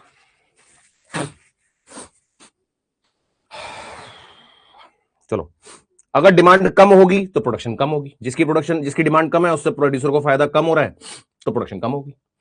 सिंपल है। किसने पूछा था डाउट? आदि क्लियर हो गया आपको? कंज्यूमर की चॉइस से डिटरमाइन होती है प्रोडक्शन क्या होनी चाहिए। उसके बाद आता है हाउ टू प्रोड्यूस। अब फिर से, क्योंकि कैपिटलिस्ट इकोनॉमी है तो उसको चाहिए क्या, प्रॉफिट, उसको चाहिए फायदा, चाहे क्या कहते हैं प्राइस ज्यादा करके हो या कॉस्ट कम करके हो। अब हम प्रोडक्शन में कॉस्ट की बात कर रहे हैं यहां पर, क्योंकि हमें डिसाइड करना है कैसे बनाना है। तो कैसे बनाने के लिए हमारे पास दो बातें हैं, तो लेबर इंटेंसिव या कैपिटल इंटेंसिव। तो हम देखेंगे जो हमें सस्ता पड़ रहा है, हमें मतलब नहीं है एम्प्लॉयमेंट अनएम्प्लॉयमेंट से, क्योंकि प्राइवेट सेक्टर जो है वो सोशल वेलफेयर के लिए काम नहीं करता। प्राइवेट सेक्टर काम करता है प्रॉफिट पर्पस के लिए, है ना। तो प्रॉफिट पर्पस के लिए अगर काम करता है तो वो देखेगा जो सस्ता है। लेबर सस्ता है तो लेबर से काम कराओ, मशीन से काम कराना सस्ता पड़ रहा है तो मशीन पे से काम कराओ, जो भी सस्ता पड़ेगा, है ना। अब सस्ते के अंदर ये भी नहीं है कि अब मान लो लेबर इंटेंसिव से कोई चीज 1 महीने में बनने की बजाय 5 महीने में बन रही है, तो वो सब चीजें भी इवेल्युएट करी जाती है। एक जनरल बात है कि चीप देखता है, कि प्रोड्यूसर का जो मेन फर्स्ट थॉट होता है वो क्या होता है कैपिटलिस्ट इकोनॉमी में, कि चीप क्या पड़ेगा। कैपिटल इंटेंसिव चीप होगा तो कैपिटल इंटेंसिव से करेंगे, यानी मशीन्स का यूज ज्यादा होगा। ठीक है जी। तो decided by the relative factor prices. तो किससे डिसाइड होता है बच्चों, फैक्टर प्राइसेस से डिसाइड होता है। जो कम होगा उसके तरीके से या उस बेसिस पर प्रोडक्शन करी जाएगी। डाउट पूछ लो फटाफट, पूछो डाउट। हाउ टू प्रोड्यूस में कोई डाउट, इस पूरे पेज पे कोई डाउट, ये लो पूछो। कोई भी डाउट, कोई शक शुभा शंका किसी बच्चे को? नो डाउट, शाबाश।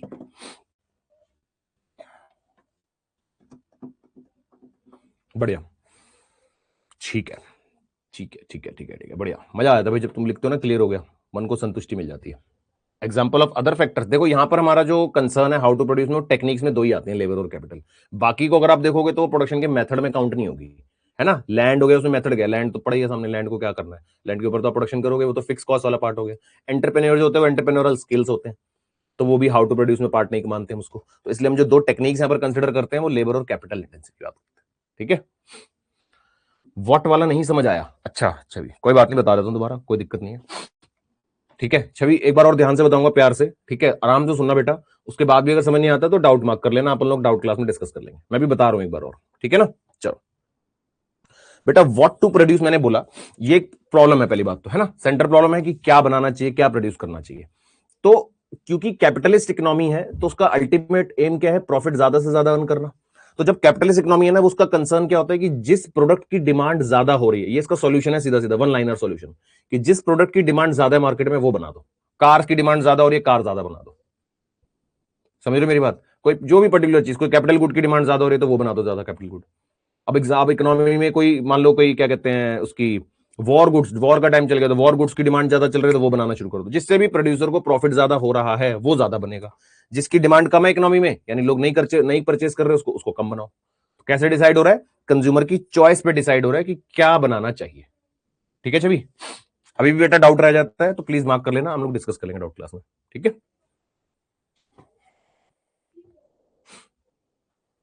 चलो जी।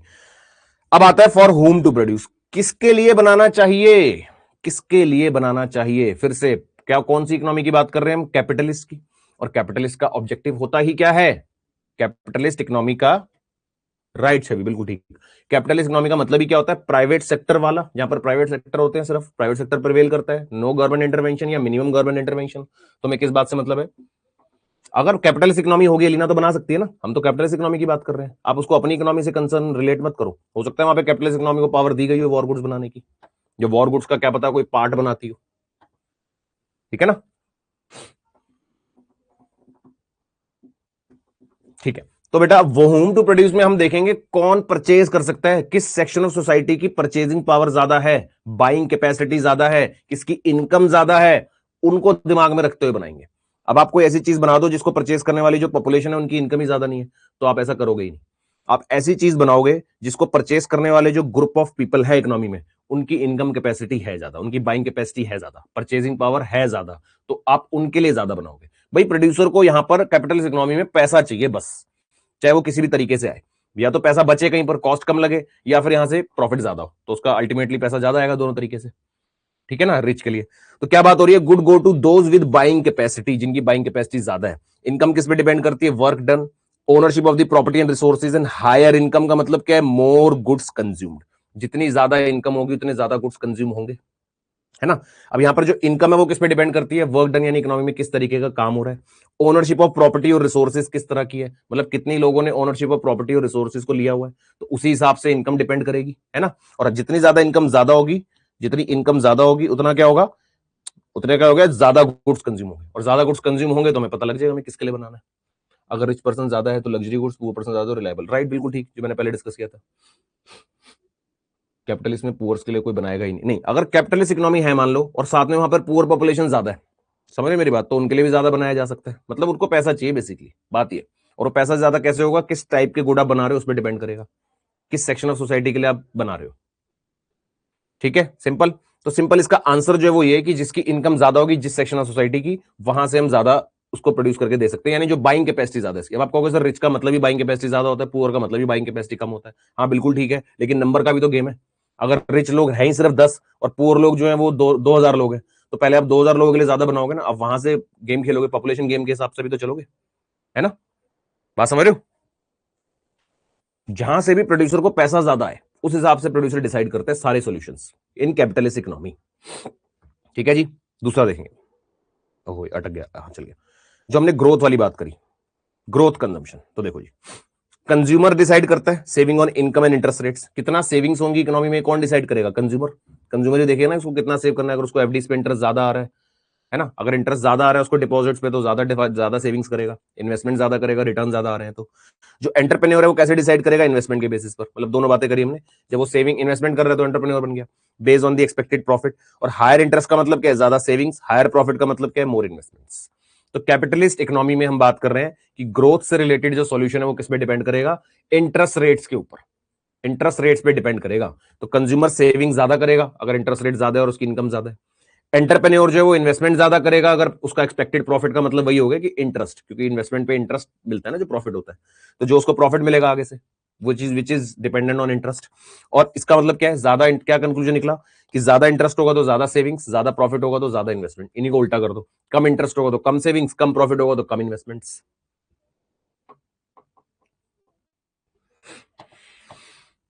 ठीक है जी, क्लियर है? बढ़िया। कोई डाउट, कोई शक, शुभा शंका पूछ सकते हैं बिंदास। ग्रोथ वाला बता देता हूं दोबारा, कोई दिक्कत नहीं है। और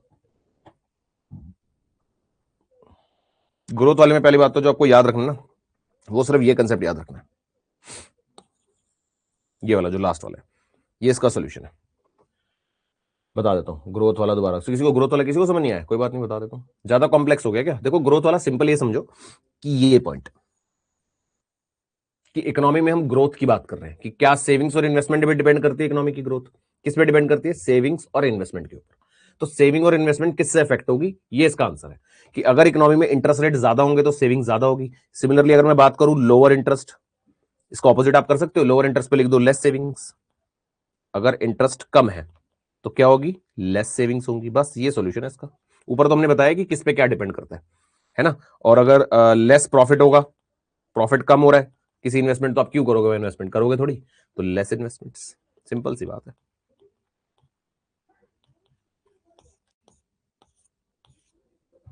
क्लियर है। तो मेन मुद्दा जो आपको याद रखना है वो ये मुद्दा है। ऊपर वाली जो बात है वो तुमने एक बार रिलेट कर दिया कि सेविंग किस पे डिपेंड करती है और इन्वेस्टमेंट किस पे डिपेंड करती है, बता दिया। फिर हमने उसका कंक्लूजन दे दिया कि ज्यादा इंटरेस्ट तो ज्यादा सेविंग्स, ज्यादा प्रॉफिट तो ज्यादा इन्वेस्टमेंट्स। कोई बच्चा कुछ कहना चाहता है क्या? अच्छा, गलती से हो गया। क्लियर है भाई, चलो। परचेजिंग पावर कम है तो क्या प्रोड्यूसर करेंगे कैपिटलिस्ट सोसाइटी में? परचेजिंग पावर कम है तो, अगर परचेजिंग पावर कम है तो वो कम प्रोड्यूस करेंगे। उस मतलब वो उस सेक्शन ऑफ सोसाइटी का उनका कंसर्न होगा जिनकी परचेजिंग पावर ज्यादा है, वो उनके लिए ज्यादा प्रोड्यूस। हमने बात करें कि किसके लिए ज्यादा प्रोड्यूस करेंगे। आप कह रहे हो अगर कम है तो कम प्रोड्यूस करेंगे, उनको पता है बाइंग कैपेसिटी नहीं है सामने, वो क्यों करेंगे ज्यादा प्रोड्यूस। वो फिर उसको ढूंढेंगे जिसकी बाइंग कैपेसिटी ज्यादा है, उस सेक्शन ऑफ सोसाइटी को सर्च करेंगे और उनके लिए बनाएंगे जहां से उनको प्रॉफिट ज्यादा आता है।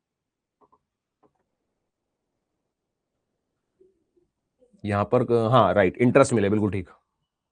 अन्य समझ आया आपको क्या बोला मैंने, आपका डाउट जो था?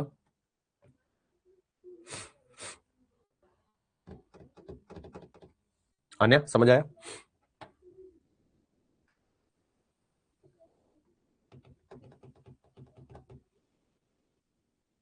इसमें एक हैंड रेज वाला ऑप्शन भी है, तो कोई बच्चा बोल के बात करके डाउट पूछना चाहता है 2 मिनट, तो वो भी पूछ सकता है, कोई दिक्कत नहीं है। अगर आपको ऐसा लगता है लिख के आप अपनी बात नहीं बता पा रहे या बात करके ही पूछ सकते हो तो बात कर सकते हो बेटा, ठीक है, कोई परेशानी नहीं।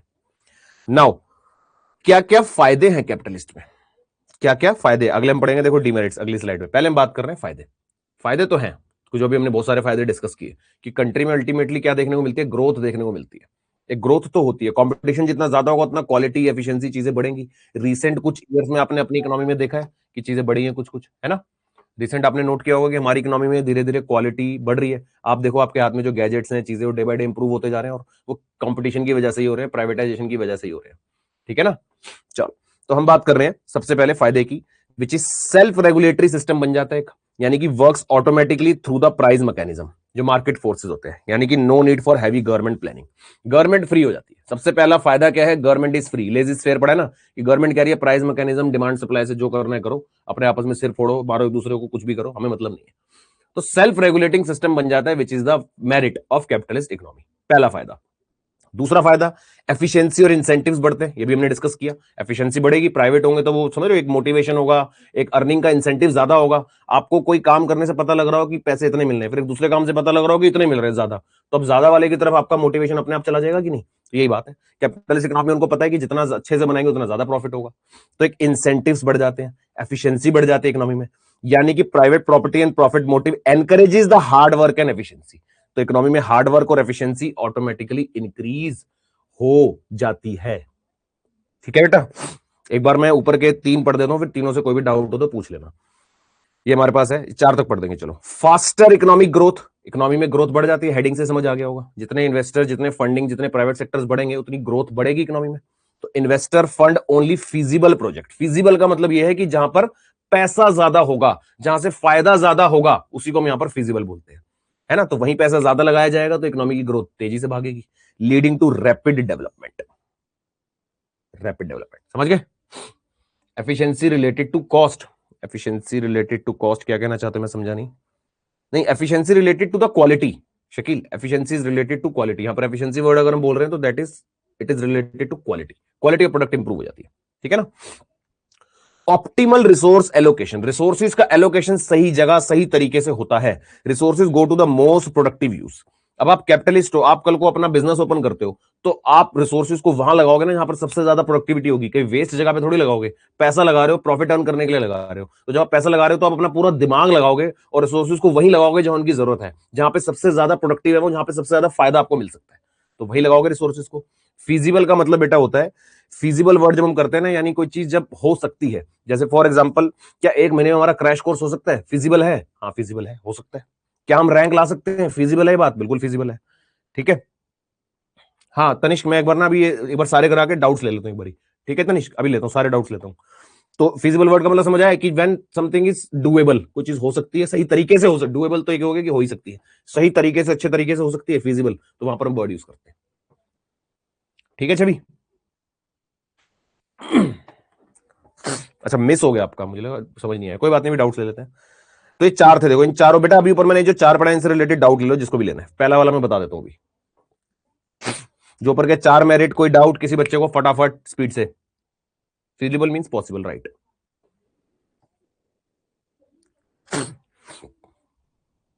कोई डाउट नहीं पहले चारों में। फर्स्ट वाला मैं फिर भी बता देता हूं, वही सेकंड वाला पूछा, कोई बात नहीं बता देंगे अभी। और डाउट पूछो बेटा, कोई दिक्कत नहीं है, शर्माने वाली कोई बात नहीं, इसको डाउट पूछने पूछो, शाबाश। फर्स्ट और सेकंड जल्दी से देखते हैं एक बार दोबारा से। ठीक है बेटा, जितने हो सकते हैं मैं क्लास में डाउट्स ले रहा हूं, उसके बाद मैं आपको फिर भी एक बात बोल रहा हूं, फिर भी अगर डाउट्स रह जाते हैं तो अपने पास नोट करके रखेंगे, ठीक है, लिख के रख लेंगे अपने पास, वो हम बाद में डाउट सेशन में ले सकते हैं। ठीक है, उसके बाद भी अगर समझ नहीं आता तो ठीक है ना। तो फर्स्ट देखेंगे एक बार दोबारा से। फर्स्ट में मैंने बोला पहला फायदा तो ये होता है कि गवर्नमेंट का काम खत्म हो जाता है, गवर्नमेंट की प्लानिंग्स, गवर्नमेंट की चीजें, गवर्नमेंट का बर्डन कम हो गया, तो गवर्नमेंट कुछ और चीजों में फोकस कर लेगी, कोई जरूरी चीज होगी। जब प्राइवेट सेक्टर ने सारी कमांड संभाल ली तो गवर्नमेंट का काम खत्म हो गया, no need for the government heavy plannings, self regulatory बन जाती है इकोनॉमी, यानी कि डिमांड और सप्लाई से ऑटो एडजस्ट होना शुरू हो जाती है, गवर्नमेंट का रोल कम हो जाता है। ये पहला था।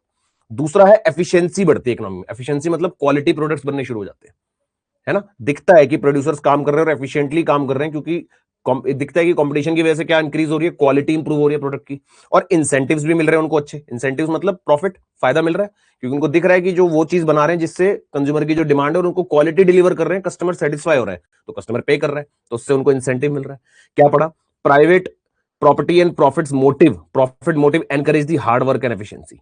एक तो प्राइवेट प्रॉपर्टीज यानी उनके पास प्राइवेट ओनरशिप्स होती है चीजों की, प्रॉफिट होता है, तो अल्टीमेटली उससे क्या इंक्रीज होता है इकोनॉमी में, हार्ड वर्क और एफिशिएंसी, काम करने की एफिशिएंसी बढ़ती है, क्वालिटी बढ़ती है। ठीक है ना। पहले दोनों क्लियर जिन्होंने डाउट पूछे थे बेटा, फर्स्ट और सेकंड। मैं आगे बढ़ू फिर, जिन बच्चों ने पूछा था फर्स्ट सेकंड क्लियर। चलो फिफ्थ पे आते हैं जरा। फिफ्थ क्या है, high operating efficiency. Normally efficiency तो हमने पढ़ा बढ़ती है, कह रहा है ऑपरेटिव एफिशिएंसी बढ़ जाती है। Producer aim to reduce the cost and maximise the profit. Operative word का मतलब क्या होता है, ड्राइविंग फोर्स। ड्राइविंग फोर्स अभी तक हमने पढ़ा है कहीं पर वर्ड, कहां पढ़ा अभी तक हमने, इसमें बीच में कहीं आ गया क्या, आगे वाले पढ़ लिए होंगे आपने शायद, वैसे मैं बता देता हूं, पर अभी तक आया था ड्राइविंग फोर्स कहीं, अभी आया नहीं है ना, मैं बता देता हूं, पता नहीं तुमने कहां पढ़ लिया। वैसे ड्राइविंग फोर्स का मतलब होता है बेटा कि कौन चला रहा है, ड्राइविंग फोर्स किसका है। जैसे गवर्नमेंट चला रही है तो ड्राइविंग फोर्स गवर्नमेंट का है। मार्केट मैकेनिज्म है, अगर प्राइस मैकेनिज्म है तो यानी कि जो हमारा ड्राइविंग फोर्स है वो मार्केट है, ऑटोनॉमी है। इसमें ड्राइविंग फोर्स कहां था, कहीं भी तो नहीं था, बुक में देखा होगा आपने। Profit is a driving force, ये पॉइंट है, बिल्कुल बहुत बढ़िया पॉइंट है। Profit is a driving force मतलब कि किस लिए काम हो रहा है, हम प्रॉफिट जो प्राइवेट सेक्टर वर्क कर रहा है वो करी किस ले रहा है, मतलब किस वजह से चल रहा है, वो प्रॉफिट के लिए तो चल रहा है, तो profit is a driving force, है ना। अच्छा बुक में ना, हाँ, profit is a driving force मतलब कि प्रॉफिट के लिए काम हो रहा है, असली ऑब्जेक्टिव जो है वो प्रॉफिट है। इसको ऑब्जेक्टिव क्वेश्चन बनता है आपके एग्जाम में। ठीक है, सेकंड में आप लोग लिख लेंगे अगर बच्चे कुछ नोट बना रहे हैं तो, profit is a driving force मतलब हमने कहा ना कि इंसेंटिव, मैंने क्या डिस्कस किया कि एक लालच हो जाता है, एक इंसेंटिव मिलेगा, भैया ये काम करेंगे, कस्टमर को सेटिस्फेक्शन देंगे, मैक्सिमम क्वालिटी डिलीवर करेंगे तो फायदा होगा। तो किस क्या है प्रोड्यूसर की सोच, क्या है, प्रॉफिट। तो प्रॉफिट ही उसको चला रहा है, प्रॉफिट की वजह से वो चल रहा है प्रोड्यूसर, इसलिए वर्ड यूज हो रहा है profit is a driving force. ठीक है ना, शाबाश। चलो, तो यहां हमने क्या बात करी कि high operative efficiency, normal efficiency तो बढ़ी रही है, पर एक ओवरऑल ऑपरेटिव एफिशिएंसी बढ़ जाती है। ऑपरेटिव वर्ड का मतलब है काम करने की, मतलब काम जो आपको ऑपरेशंस होते हैं। ऑपरेशंस क्या होते हैं कि आप जो प्रोडक्शन एक्टिविटी कर रहे हैं, मान लो आप इनपुट लेके आ रहे हो, उससे प्रोडक्शन करके आउटपुट में उसको कन्वर्ट कर रहे हो, फिर आपको आप होलसेलर्स को दे रहे हो, आगे जो भी प्रोसेस होता है ऑपरेशंस, काम करने का जो पूरा टास्क होता है वो बढ़ जाता है, क्योंकि प्रोड्यूसर का एम अब कहां चला जाता है, कॉस्ट को कम करना और प्रॉफिट को मैक्सिमाइज करना। तो जिस वजह से वो और दिमाग लगा के काम करता है। मेरी बात समझ गए। फॉर एग्जाम्पल अब आपका एग्जाम 2 दिन के अंदर है, तो आपकी पढ़ने की जो ताकत है वो बढ़ जाएगी कि नहीं। आपको पता है 2 दिन का पेपर है, तो अब तो मेरे को फुल स्पीड से पढ़ना है, बाकी दिनों में आप आराम आराम से पढ़ोगे, लेकिन जब पता होगा कि कल ही पेपर है या परसों ही पेपर है, तो आपकी स्पीड बढ़ जाएगी, आपकी एफिशिएंसी बढ़ जाएगी, क्योंकि आपको क्या टारगेट होगा माइंड में कि एग्जाम अच्छा जाना चाहिए। तो सेम यहाँ पर कैपिटलिस्ट इकोनॉमी में उसको प्रॉफिट ज्यादा चाहिए, उसको लालच समझ लो, जो भी समझ लो, प्रॉफिट मोटिव के लिए वो काम करते हैं, तो उनकी एफिशिएंसी इतनी ज्यादा हाई हो जाती है कि वो हमेशा कॉस्ट को मिनिमाइज और प्रॉफिट को मैक्सिमाइज करने के बारे में सोचते रहते हैं। तो जिसकी वजह से उनके डिसीजंस बहुत ज्यादा स्ट्रांग होते हैं और इकोनॉमी में उसका इंपैक्ट देखने को मिलता है। ठीक है जी। सिक्स्थ क्या है, कंज्यूमर का भी बेनिफिट होता है इन सब चीजों में। कंज्यूमर का बेनिफिट, आप लोग ले नहीं रहे बेनिफिट। कितने बच्चे यहां पे आईफोन वाले बैठे हैं इस समय, वो आईफोन की जो क्वालिटी है, आईफोन छोड़ो कोई भी लेटेस्ट टेक्नोलॉजी यूज कर रहे हैं, अभी आप क्लास ले रहे हो, ये भी एक टेक्नोलॉजी है। 5G तक आ गया इंटरनेट, है ना, वाईफाई में इतनी स्पीड आने लगी है आजकल इंटरनेट की। ये सब क्या है? ये कंपटीशन की देन है, ये सब टेक्नोलॉजी की तो देन है। एआई आ गया है, एआई से आप लोगों को कितनी हेल्प होती है, पता नहीं कौन कौन बच्चे यहाँ पे यूज करते होंगे, एआई से कितनी हेल्प होती है। तो कंज्यूमर को भी तो बेनिफिट हो रहा है। अल्टीमेटली जो भी चीजें, जो भी टेक्नोलॉजीज आपके पास पहुंच रही है, या जो भी चीजें मॉडर्नाइजेशन पहुंच रहा है, वो क्यों पहुंच रहा है? क्योंकि कंपटीशन है। हर प्रोड्यूसर अपना कुछ ना कुछ ऐसा देना चाहता है कि जिससे कंज्यूमर का फायदा हो। स्टार्टअप्स के बारे में तो सुना ही आपने, है ना, शार्क टैंक देखा होगा। वहां पर क्या होता है? हर कोई वहां पर न्यू न्यू आइडिया लेके क्यों आ रहा है? क्या हो रहा है लोगों को अचानक से? तो लोग अपने आप को एंटरप्रेन्योर बनाना चाह रहे हैं, अपने आप को एक हिस्सा बनाना चाह रहे हैं इस चीज का कि उनको ज्यादा से ज्यादा प्रॉफिट मिले, पर उसका अल्टीमेट बेनिफिट कंज्यूमर तक तो पहुंच ही रहा है ना। तो ये एक फायदा है। बहुत सारे आजकल कॉमन हो गया ना, जिसका नहीं है नहीं है, मेरे पास भी नहीं है ऐसे तो competition ensures variety, quality and reasonable prices, raising the standard of living, है ना। कंपटीशन से क्या होता है? वैरायटी बढ़ती है, प्रोडक्ट्स की क्वालिटी बढ़ती है। अभी उठा लो, खोल लो अमेजोन, खोल लो मीशो, खोल लो, जो भी आप यूज करते हो ई कॉमर्स, कितनी सारी वैरायटीज मिलेंगी, एक ही चीज के अंदर इतनी सारी ऑप्शंस मिल जाएंगी। तो वो सब क्या है? कंपटीशन है, और उससे अल्टीमेटली कंज्यूमर को फायदा हो रहा है। आप अलग अलग चॉइसेस होती है ना आपके पास, आपको बढ़िया सिलेक्शन करने का तरीका, ऑप्शन मिल जाता है। तो कंज्यूमर का भी स्टैंडर्ड ऑफ लिविंग बढ़ रहा है। आई थिंक बहुत सिंपल पॉइंट है।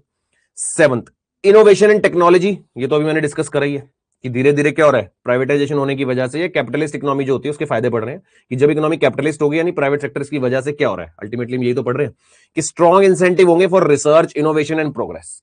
इकोनॉमी में ज्यादा से ज्यादा इनोवेशन, जो स्टार्टअप्स की बात करी थी मैंने आपसे भी, प्रोग्रेस, इकोनॉमिक ग्रोथ, ये सब देखने को मिलेगा, है ना। जितनी स्ट्रॉन्ग इंसेंटिव होंगे रिसर्च के लिए, इनोवेशन के लिए, प्रोग्रेस के लिए। ठीक है, चलो।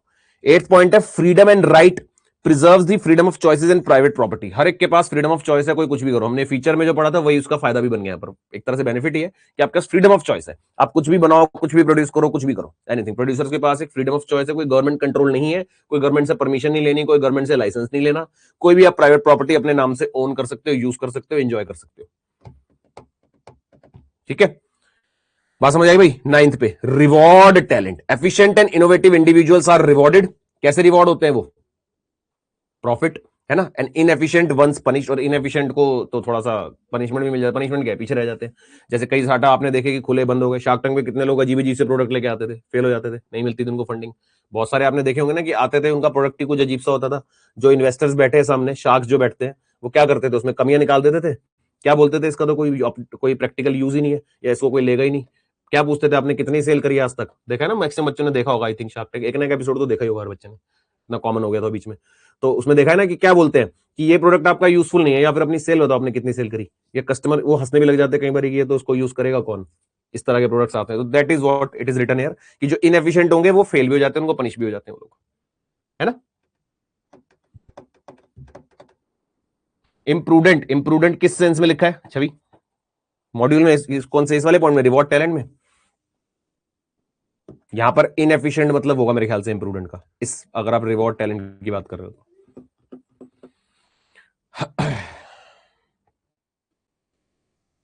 देखो, एक डेमोक्रेटिक फ्रेमवर्क भी है। जब डेमोक्रेटिक वर्ड की बात होती है, हाँ, तो फिर बेटा इंप्रूडेंट मतलब वही होगा कि इनएफिशिएंट। ठीक है, डेमोक्रेटिक फ्रेमवर्क की बात करते हैं। अभी मैंने आपको चाइना का एग्जांपल दिया था कि वहां कोई प्रोटेस्ट नहीं कर सकता, वहां सीधा गोली मार देते हैं अगर आप प्रोटेस्ट करते हो तो, है ना। अपन इज द इंप्रूडेंट मतलब इनएफिशिएंट बेटा, फिर वही है सेम जो मैंने आपको यहां बताया। सो डेमोक्रेटिक फ्रेमवर्क का मतलब क्या है कि हर एक को अपना राइट है अपनी बात रखने का, अपनी बात बोलने का, है ना। क्योंकि यहां पर हमने क्या पढ़ा? कंज्यूमर सोवरेनिटी, कंज्यूमर को किंग माना जा रहा है, जो वो चाहता है, जो उसकी चॉइस है वो बनाएगा प्रोड्यूसर।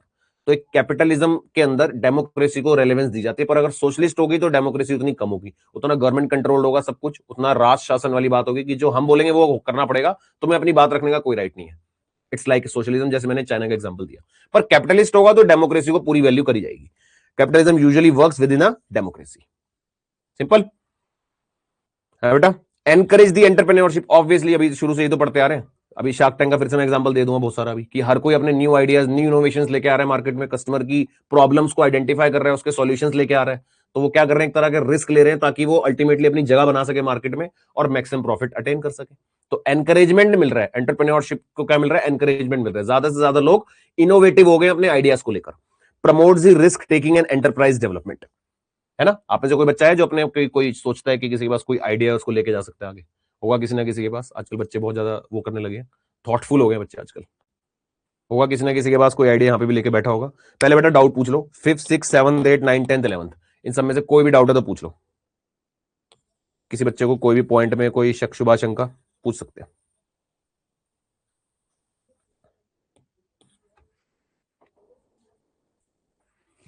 स्पीड ज्यादा कम डाउट जो लग रहा है वो पूछो बिंदास।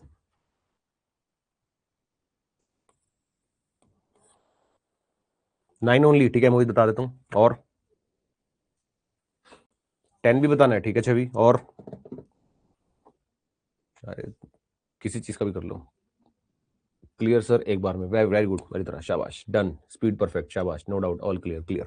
मेरे को 9 और 10 का आया एक बार डाउट, फटाफट से ले लेते हैं, ठीक है। फिर से बता रहा हूं बेटा, जो 7-7 डाउट ले सकते हो मैं ले रहा हूं, फिर भी रह जाता है तो मार्क कर लो, मैं बार बार रिपीट कर रहा हूं इस बात को।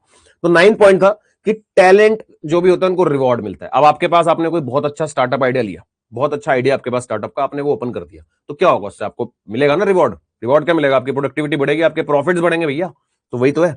तो टैलेंट को रिवॉर्ड मिलता है, तो एक फायदा है कैपिटलिस्ट इकोनॉमी में। सोशलिस्ट होगा तो आप कर ही नहीं सकते, गवर्नमेंट अलाउ ही नहीं कर रही, पर कैपिटलिस्ट इकोनॉमी में ये फायदा है, यानी कि एफिशिएंट एंड इनोवेटिव इंडिविजुअल्स को रिवॉर्ड मिलता है। अब जो इनएफिशिएंट है, जो नहीं कर पाते, जो स्टार्टअप आइडिया लेते होते हैं पर वो इतना सक्सेसफुल नहीं होता, तो दे आर पनिश। पनिश क्या होता है, उनका पैसा लगता है, उनका टाइम लगता है, वो सब वेस्ट हो जाता है, यही पनिशमेंट है। और क्या, ये थोड़ी कि उनको जेल कर देते हैं।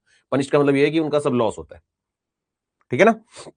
और टेंथ में हमने ये पढ़ा कि डेमोक्रेटिक फ्रेमवर्क है बेटा। 10th में हमने ये पढ़ा कि ऐसा नहीं होगा कि सब कुछ जैसे सोशलिस्ट में होता है ना कि गवर्नमेंट सारा कंट्रोल ले लेती है, गवर्नमेंट किसी को कोई परमिशन नहीं देती कुछ करने की। कैपिटलिस्ट में क्या है, तुम अपना काम करो, हम अपना करेंगे, देखेंगे कौन अच्छा बनाता है।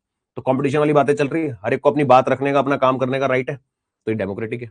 सोशलिस्ट होगा तो ये बेनिफिट नहीं होगा। क्लियर है, जिसने 9 to 10 पूछा था, दोनों बच्चे। चलो जी आगे बढ़े इसी बात पे। एक अगर आपने टाइप ऑफ इकोनॉमी समझ ली अच्छे से, तो बाकी को आप आराम से रिलेट करके समझ लोगे, क्योंकि सब उससे ऑपोजिट चलता रहेगा। गनबन कंट्रोल नहीं होता, राइट छवि, बिल्कुल ठीक। रिवॉर्ड देकर बेसिकली मोटिवेट किया जाता है ताकि अगली बार काम और अच्छे से हो, बिल्कुल ठीक, सही बोला आपने। चलो जी आगे बढ़ते हैं। अब नुकसान क्या है कैपिटलिस्ट इकोनॉमी, फायदे तो बहुत है, नुकसान तो कई बच्चों ने आइडेंटिफाई कर लिए होंगे जब हम ये पढ़ रहे थे कि कैपिटलिस्ट इकोनॉमी सेंट्रल प्रॉब्लम को कैसे सॉल्व करता है। उसका अल्टीमेट ऑब्जेक्टिव क्या होता है, पैसा। सिर्फ उस कैपिटलिस्ट इकोनॉमी को सिर्फ और सिर्फ पैसा दिखता है कि भैया पैसा जहां से ज्यादा आ जाए। वो सेंट्रल प्रॉब्लम को सॉल्व भी कैसे करते हैं, on the basis of money, on the basis of profit, right. तो वहां पर आपको एक नुकसान दिख गया था कि एक जो छोटी सी चीज मिसिंग है कैपिटलिस्ट इकोनॉमी में, वो है सोशल वेलफेयर, जो सिर्फ सोशलिस्ट इकोनॉमी में देखने को मिलेगी, कैपिटलिस्ट में नहीं है। सोशल वेलफेयर, थोड़ा लोगों का भला भी तो सोचो, ये थोड़ी कि बस खाते रहोगे, प्रॉफिट ही करते रहोगे, तो कुछ नुकसान भी है ना। तो देखते हैं, एक तो inequality, rich and poor gap, social unrest, मतलब सोशली सिचुएशन खराब करना, सोशली अनरेस्ट करना। सोसाइटी में एक तरह का अनरेस्ट का मतलब समझते हो ना, कि जब आप बेचैन होते हो, अनरेस्ट, तो सोशली एक वो क्रिएट करना, पैनिक टाइप, समझ गए, कि आप रिच सेक्शन के लिए ज्यादा बना रहे हो, पुअर सेक्शन परेशान बैठा है, हमें मिल ही नहीं रहा, तो एक अनरेस्ट क्रिएट हो जाएगा। पुअर पर्सन कह रहे हैं कि हमारे लिए भी तो कुछ बनाओ, तो रिच और पुअर में गैप क्रिएट हो जाता है। और मतलब रिच, जिसके लिए आपने एक स्टेटमेंट पढ़ी होगी, rich get more richer, poor get और मोर पुअर, ठीक है ना। फिर आता है प्रॉफिट ओवर वेलफेयर, अभी हमने डिस्कस किया, ह्यूमन नीड्स को इग्नोर कर देता है, सिर्फ पैसा चाहिए और पैसा चाहिए, और तीसरा पैसा ही चाहिए और कुछ चाहिए नहीं कैपिटलिस्ट इकोनॉमी में, ठीक है ना। एक्सप्लॉयटेशन, लेबर एंड कंज्यूमर सफर। भाई प्रॉफिट ज्यादा करने के लिए आपने सुना होगा शायद कि आज की डेट में प्राइवेट सेक्टर्स में, सुना होगा ना कहीं, आजकल आप लोग वीडियोस वगैरह भी देखते होंगे, सुबह ऑफिस जाने का टाइम तो है लोगों का, वापस आने का कोई टाइम नहीं है। सुबह 10 बजे लोग ऑफिस जा रहे हैं, रात को 12 बजे घर आ रहे हैं, जबकि उनका ऑफिस टाइम है 10 to 7, 12 बजे लोग घर आ रहे हैं, तो उनका एक्सप्लॉयटेशन हो रहा है। तो this is private sector, what they do, क्यों, for the purpose of profit, है ना। तो लेबर का और कंज्यूमर को सफर करना पड़ता है। कंज्यूमर का सफर क्या है, प्राइसेस को लेके, कि जब डिमांड ज्यादा होती है तो प्राइसेस ज्यादा हो जाते हैं। ये लेबर का सफर तो मैंने आपको बता दिया। कंज्यूमर सफर कैसे करता है भाई, ज्यादा सी, अभी भी आपने देखा कभी हैव एंड हैव नॉट्स, मतलब सर क्या है और क्या नहीं है, हैव एंड हैव नॉट्स बेटा, ठीक है। हैव मतलब क्या है, हैव नॉट्स मतलब क्या नहीं है। तो मैंने क्या बोला, कंज्यूमर कैसे सफर करता है, आप लोगों ने कभी देखा है नॉर्मल सा, अगर आप ब्लिंकिट भी करते हो आज की डेट में, जरा सी 2 बूंद बारिश नहीं होती, उसमें हैवी रेन चार्जेस आ जाते हैं। क्या आ जाता है, हैवी रेन चार्जेस, देखा होगा, बे मतलब कि इतनी तो बारिश भी नहीं हो रही थी जितने उसमें चार्जेस ऐड हो जाते हैं। तो जब कैपिटलिस्ट इकोनॉमी जितनी ज्यादा होगी, उतना कंज्यूमर को भी एक तरीके से प्राइसेस उससे ज्यादा चार्ज करे जाएंगे, है ना। फिर आता है मिस एलोकेशन, लग्जरी गुड ज्यादा बनते हैं बेसिक नीड्स से, बेसिक नीड्स के ऊपर से दिमाग, क्योंकि वो सस्ते होते हैं, वो कोई खरीदता है, मतलब क्या है, बेसिक नीड्स से क्या प्रॉफिट कमा लेगा प्रोड्यूसर, लग्जरी गुड ज्यादा बनाए जाते हैं, है ना। इकोनॉमी में इंस्टेबिलिटी होती है, बूम्स, डिप्रेशन, अनएम्प्लॉयमेंट। इंस्टेबिलिटी यानी फ्लक्चुएशन, अचानक से बूम आ रहे हैं, अचानक से डिप्रेशन हो रहा है, अनएम्प्लॉयमेंट हो रही है, तो कुछ भी कभी भी हो रहा है, इनस्टेबल है, कोई स्टेबल इकोनॉमी नहीं है। सॉरी बेटा। फिर आता है वेस्ट एंड मोनोप्लीज, यानी कि कुछ वेस्ट चीजें क्रिएट होने लग जाती है, जैसे एड्स हो गई, डोमिनेंस ऑफ बिग फर्म्स हो गई। एडवर्टीजमेंट्स को क्या, एडवर्टीजमेंट्स के ऊपर लोग वेस्टेज करते हैं बहुत सारा, है ना, वेस्ट एक्सपेंडिचर से, और मोनोप्लीज क्रिएट करते हैं। मोनोप्लीज क्रिएट करने का मतलब क्या है कि आप किसी और को चांस नहीं देते। जैसे कई बार ना एक ऑटोमेटिक मोनोप्ली बन जाती है ना होते हुए भी, किसी पर्टिकुलर ब्रांड में ऐसा होता है कि हम उसी को ही पसंद करते हैं, जबकि उसके रिलेटेड उससे मिलते जुलते ब्रांड्स और भी हैं जो उस चीज को प्रोवाइड कर रहे हैं, लेकिन फिर भी हम सब लोग एक ही ब्रांड के ऊपर स्टिक हो जाते हैं। सबसे बड़ा एग्जांपल इसका मैगी ले लो, है ना। वल्नरेबल मतलब बेटा खराब सिचुएशन, वल्नरेबल मतलब बेकार सिचुएशन, जैसे कुछ बचा ही नहीं करने के लिए बेकार हो गया, वल्नरेबल बेकार, खराब सिचुएशन को हम वल्नरेबल बोलते हैं, ठीक है ना। फिर आता है हार्मफुल इफेक्ट्स, यानी इन्वायरमेंटल डैमेज। भाई जितने ज्यादा इंडस्ट्रीज बनेंगी, जितने ज्यादा हमारे पास प्राइवेट फर्म्स ओपन होंगी, उतना वो इन्वायरमेंट के ऊपर कम ध्यान देंगे, तो इन्वायरमेंटल डैमेज, गुड्स हमारे हार्मफुल होंगे। हाँ, एक बट सारी गवर्नमेंट ऑफिस और इंडस्ट्रीज को प्राइवेट के सेल किए जा रहे हैं। हाँ, इसको हम डिसइन्वेस्टमेंट बोलते हैं शकील, और लेटेस्ट गवर्नमेंट ने बहुत सारे अपने यूनिट्स को डिसइन्वेस्ट करा है। एलआईसी का भी एक पार्ट प्राइवेट को सोल्ड हो गया, ठीक है, और जो आईआरसीटीसी है उसका भी कुछ पार्ट सोल्ड करने की बात चल रही है, शायद से सेल हुआ है कि मेरे को लेटेस्ट न्यूज नहीं पता, पर कुछ हुआ है कि आईआरसीटीसी का भी कुछ पार्ट प्राइवेट हो गया।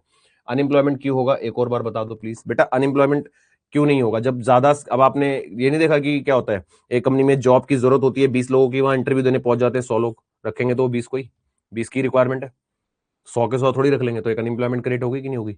लोग पढ़ लिख के, मतलब कंपटीशन इतना ज्यादा हो गया ना, कंपटीशन इतना ज्यादा हो गया कि लोगों को जॉब्स नहीं मिल रही। उस कंपटीशन के बढ़ने की वजह से लोगों ने अपनी जिंदगी भर पढ़ाई करी, डिग्रीज ली, सब कुछ लिया, तो जब जॉब लेने जा रहे हैं तो जॉब्स ही नहीं है। जॉब्स क्यों नहीं है, क्योंकि लिमिटेड लोग, लिमिटेड सीट्स है, लिमिटेड जगह है काम करने की, ठीक है कि नहीं। तो इसलिए, क्योंकि कंपनी का एक ऑब्जेक्टिव ये भी तो होता है ना कि अपनी कॉस्ट को कम रखना है। अब भले ही कंपनी काम करवा सकती है 15 लोगों से किसी काम को, लेकिन उसके लिए वो रखेगी 10, क्योंकि कॉस्ट भी तो बचानी है। वो 10 लोगों को उससे एक्स्ट्रा काम करा लेगी, लेकिन 15 लोग नहीं रखेगी, तो 5 लोग इस वजह से अनएम्प्लॉयड घूम रहे बेचारे, है ना। ह्यूमन मिजरी मतलब ह्यूमन की हालत खराब। बेटा डिक्शनरी मीनिंग्स क्यों पूछ रहे हो आप मेरे से, सारे के सारे डिक्शनरी मीनिंग्स तो मत पूछो। Monopoly means no democracy and centralise power. अच्छा, मोहित ने कुछ पूछा था क्या। मोनोपोली मतलब जब कोई सिंगल सेलर होता है, यानी कि एक सिंगल पावर क्रिएट हो जाती है और वो और किसी को कंपटीशन में नहीं आने देता। कई तो होते हैं जो अलाउड लीगल, जैसे आईआरसीटीसी एक प्रॉपर लीगल मोनोपोली है, क्योंकि उसके टक्कर में कोई बन ही नहीं सकता। कौन अपनी ट्रैक बिछाएगा ऑल ओवर इंडिया और उससे कॉम्पीट करेगा, नहीं कर सकता, है ना। लेकिन जनरली हमारी कंट्री में जो एक एक्ट बना हुआ है, कॉम्पिटिशन एक्ट, जिसका नाम पहले था एमआरटीपी एक्ट, उस एक्ट में बोला गया, एमआरटीपी जो था पहले, monopolistic and restrictive trade practices, कि कोई मोनोपोली नहीं होनी चाहिए क्रिएट, किसी को मोनोपोली बनने नहीं देना चाहिए, क्योंकि उससे कंपटीशन खत्म होता है, और जब कंपटीशन खत्म होता है तो प्राइस डिस्क्रिमिनेशन देखने को मिलते हैं, इकोनॉमी में एक्सप्लॉयटेशन देखने को मिलता है, लेबर और कंज्यूमर का जो हम देख रहे हैं। तो वो एक्ट बना हुआ है इस चीज के लिए प्रॉपर, और उसका नाम चेंज होकर बाद में वो बन गया कॉम्पिटिशन एक्ट, जिसमें सेम ऑब्जेक्टिव था कि हमें क्या करके रखना है, इकोनॉमी में कॉम्पिटिशन को मेंटेन करके चलना है, ठीक है। उसमें भी ये बात थी कि मोनोपोलीज क्रिएट होने नहीं देनी, कॉम्पिटिशन बरकरार रखना है। लेकिन फिर भी कंज्यूमर की चॉइसेस, जैसे मैंने एक मैगी का एग्जांपल लिया, हम कुछ प्रोडक्ट्स पे फिर भी स्टिक हो जाते हैं, तो उसके स्टिक होने की वजह से क्या होता है, डोमिनेंस हो जाती है। एक बड़ी फर्म जो है वो डोमिनेट कर देती है, छोटी फर्म्स को चांसेस नहीं मिल पाते, कम चांस मिलते हैं।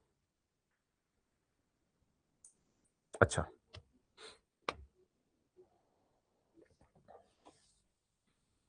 ठीक है भाई, चलो, तो ये हमने पढ़े डीमेरिट्स, नुकसान। किसी को कुछ बात पूछने तो पूछ सकता है बेटा। चलो सफाई कर देता हूं थोड़ी सी, जल्दी पूछो फिर हम आगे बढ़ते हैं फटाफट। अब एक टाइप ऑफ इकोनॉमी अगर आपने समझ ली ना, तो बाकियों का आइडिया, आपकी पिक्चर माइंड में बहुत अच्छे से क्लियर हो जाएगी, और वहां से बड़े प्यार से समझ सकते हो बाकी जो टाइप ऑफ इकोनॉमीज है, ठीक है। पूछो, आगे बढ़ जाओ फिर, नहीं तो नहीं पूछना तो। ये बेटा, ये डाउट मेरे से भी किसी ने पूछा था कि मॉड्यूल से पढ़ते समय आपके सामने कोई वर्ड ऐसे आ रहे हैं, हो सकता है कोई बड़ी बात नहीं है कि आपके सामने वर्ड्स ऐसे आ जाए जिनको आपने, मतलब उनके डिक्शनरी मीनिंग ही नहीं पता आपको, तो आप कैसे समझोगे। तो बेटा उसके लिए एआई का यूज करो, आज की डेट में टेक्नोलॉजी है ना, फोन इतना चलाते हो ना, उसमें डालो, उस पर आ जाएगा मीनिंग सामने, है कि नहीं। आपको बात पूरी समझ आ गई क्या, लेकिन वो एक वर्ड की वजह से आपका पॉइंट अटक रहा है, तो बेटा वर्ड निकाल लो मीनिंग उसका, सिंपल है। शाबाश, चलो जी, अब बात करते हैं सोशलिस्ट इकोनॉमी की। फिर से मैंने आपको एक बात बताई कि प्रैक्टिकली कोई कंप्लीट सोशलिस्ट इकोनॉमी आज की डेट में तो नहीं है, मतलब फिर भी कुछ ना कुछ प्राइवेट का आज की डेट में हर जगह है, ठीक है ना।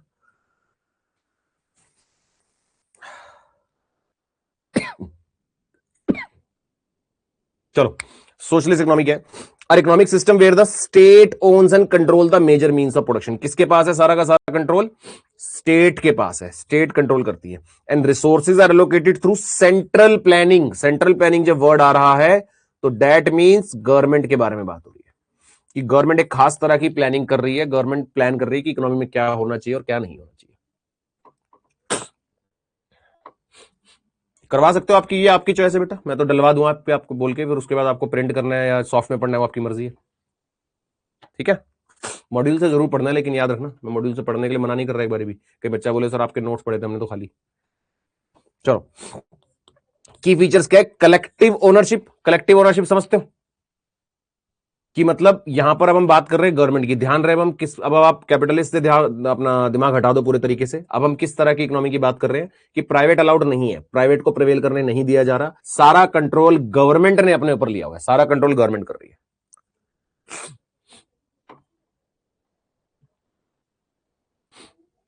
हाँ, जैसे आपको ठीक लगे। तो कलेक्टिव ओनरशिप मतलब बहुत सारी कलेक्टिवली ओनरशिप, यानी सारी की सारी ओनरशिप जो है वो स्टेट के पास है। जब हम स्टेट वर्ड यूज करते हैं तो that means government. State word का मतलब ही क्या है? गवर्नमेंट। तो means of production owned by state. Profit motive नहीं है, कोई प्रॉफिट मोटिव नहीं है। क्या मोटिव है? Social welfare. जब सोशलिस्ट इकोनॉमी आ जाती है, यानी गवर्नमेंट का जब ऑब्जेक्टिव आता है, तो हमारा कंसर्न किस पे होता है? सोशल वेलफेयर के ऊपर, ना कि प्रॉफिट के ऊपर। सेंट्रल प्लानिंग अभी हमने डिस्कस किया। Economic decision what how for whom to produce made by the central authority.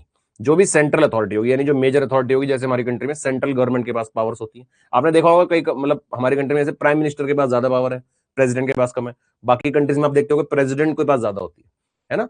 तो हर कंट्री का अलग सिस्टम होता है, पॉलिटिकल सिस्टम। तो सेंट्रल प्लानिंग देखी जाएगी। सेंट्रल प्लानिंग यानी जो भी सेंट्रल अथॉरिटी होगी वो डिसाइड करेगी ये सारी सॉल्यूशंस की what how for whom to produce. Limited consumer choice. Consumer को कोई चॉइस नहीं दी जा रही। किसी ने देखा है जाके कभी सरकारी हॉस्पिटल में या सरकारी स्कूल्स में कुछ ऐसा देखा है कि कोई आपके हिसाब से फैसिलिटी नहीं है वहां पर, जो वो दे रहे हैं वो है, आपके अकॉर्डिंग नहीं है कि आपको क्या चाहिए, राइट? तो limited consumer choice. Basic need guaranteed है, but choice of goods and jobs is restricted. Basic तो होगा, ऐसा नहीं कि बेसिक नहीं देंगे, बेसिक दे देंगे, लेकिन चॉइस नहीं होगी कोई, जो है वो है। ठीक है, इंडिया में तो गवर्नमेंट की तरफ से मिलने वाली फैसिलिटीज में जो ये फीचर्स हैं, इंडिया से बेटर कोई जान नहीं सकता मेरे हिसाब से। स्टेट अथॉरिटी इंक्लूड होगा, लेकिन जो मेन कंसर्न होगा वो किसका होगा? सेंट्रल प्लानिंग का। सेंट्रल ही गाइड करेगा इकोनॉमी में। उसके सेंट्रल मतलब स्टेट को पावर देगा, ऐसे कह सकते हैं। ठीक है,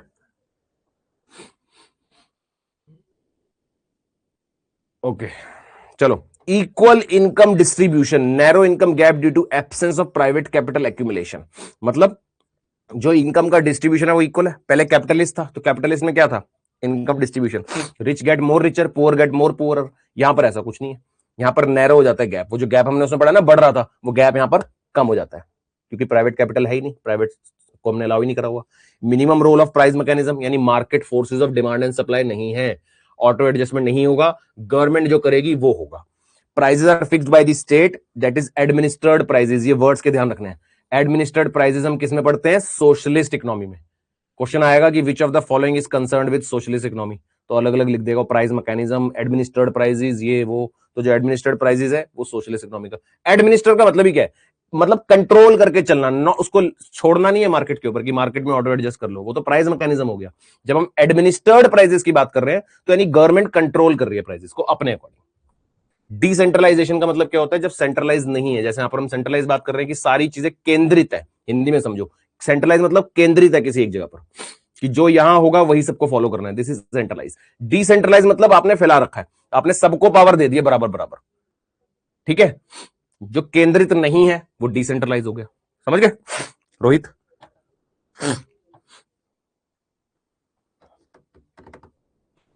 क्लियर है?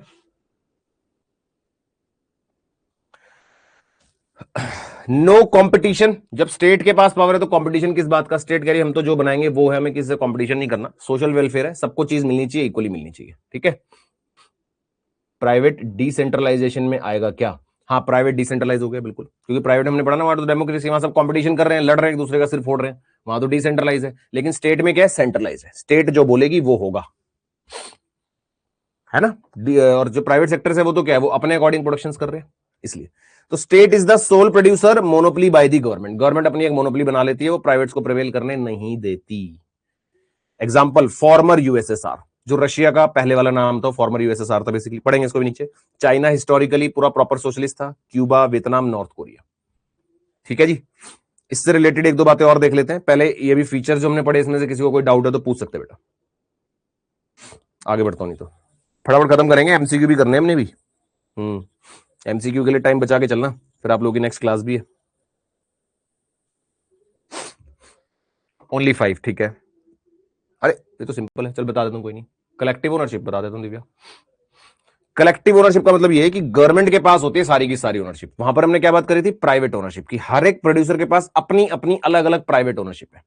कोई गवर्नमेंट से कोई कंट्रोल नहीं है, गवर्नमेंट का कोई मैनेज। यहां पर क्या है, उसका ऑपोजिट वर्ड आ गया, प्राइवेट ओनरशिप का उल्टा वर्ड आ गया कलेक्टिव, कि गवर्नमेंट ने सब कुछ अपने पास ओनरशिप में लिया हुआ है। कलेक्टिव, कोई प्राइवेट इंडिविजुअल कोई ओन नहीं कर सकता उसको, ठीक है ना। आप अगर गवर्नमेंट हो तो आपके अंडर है सब कुछ, कोई प्राइवेट पर्सन जो है उसको होल्ड नहीं कर रहा।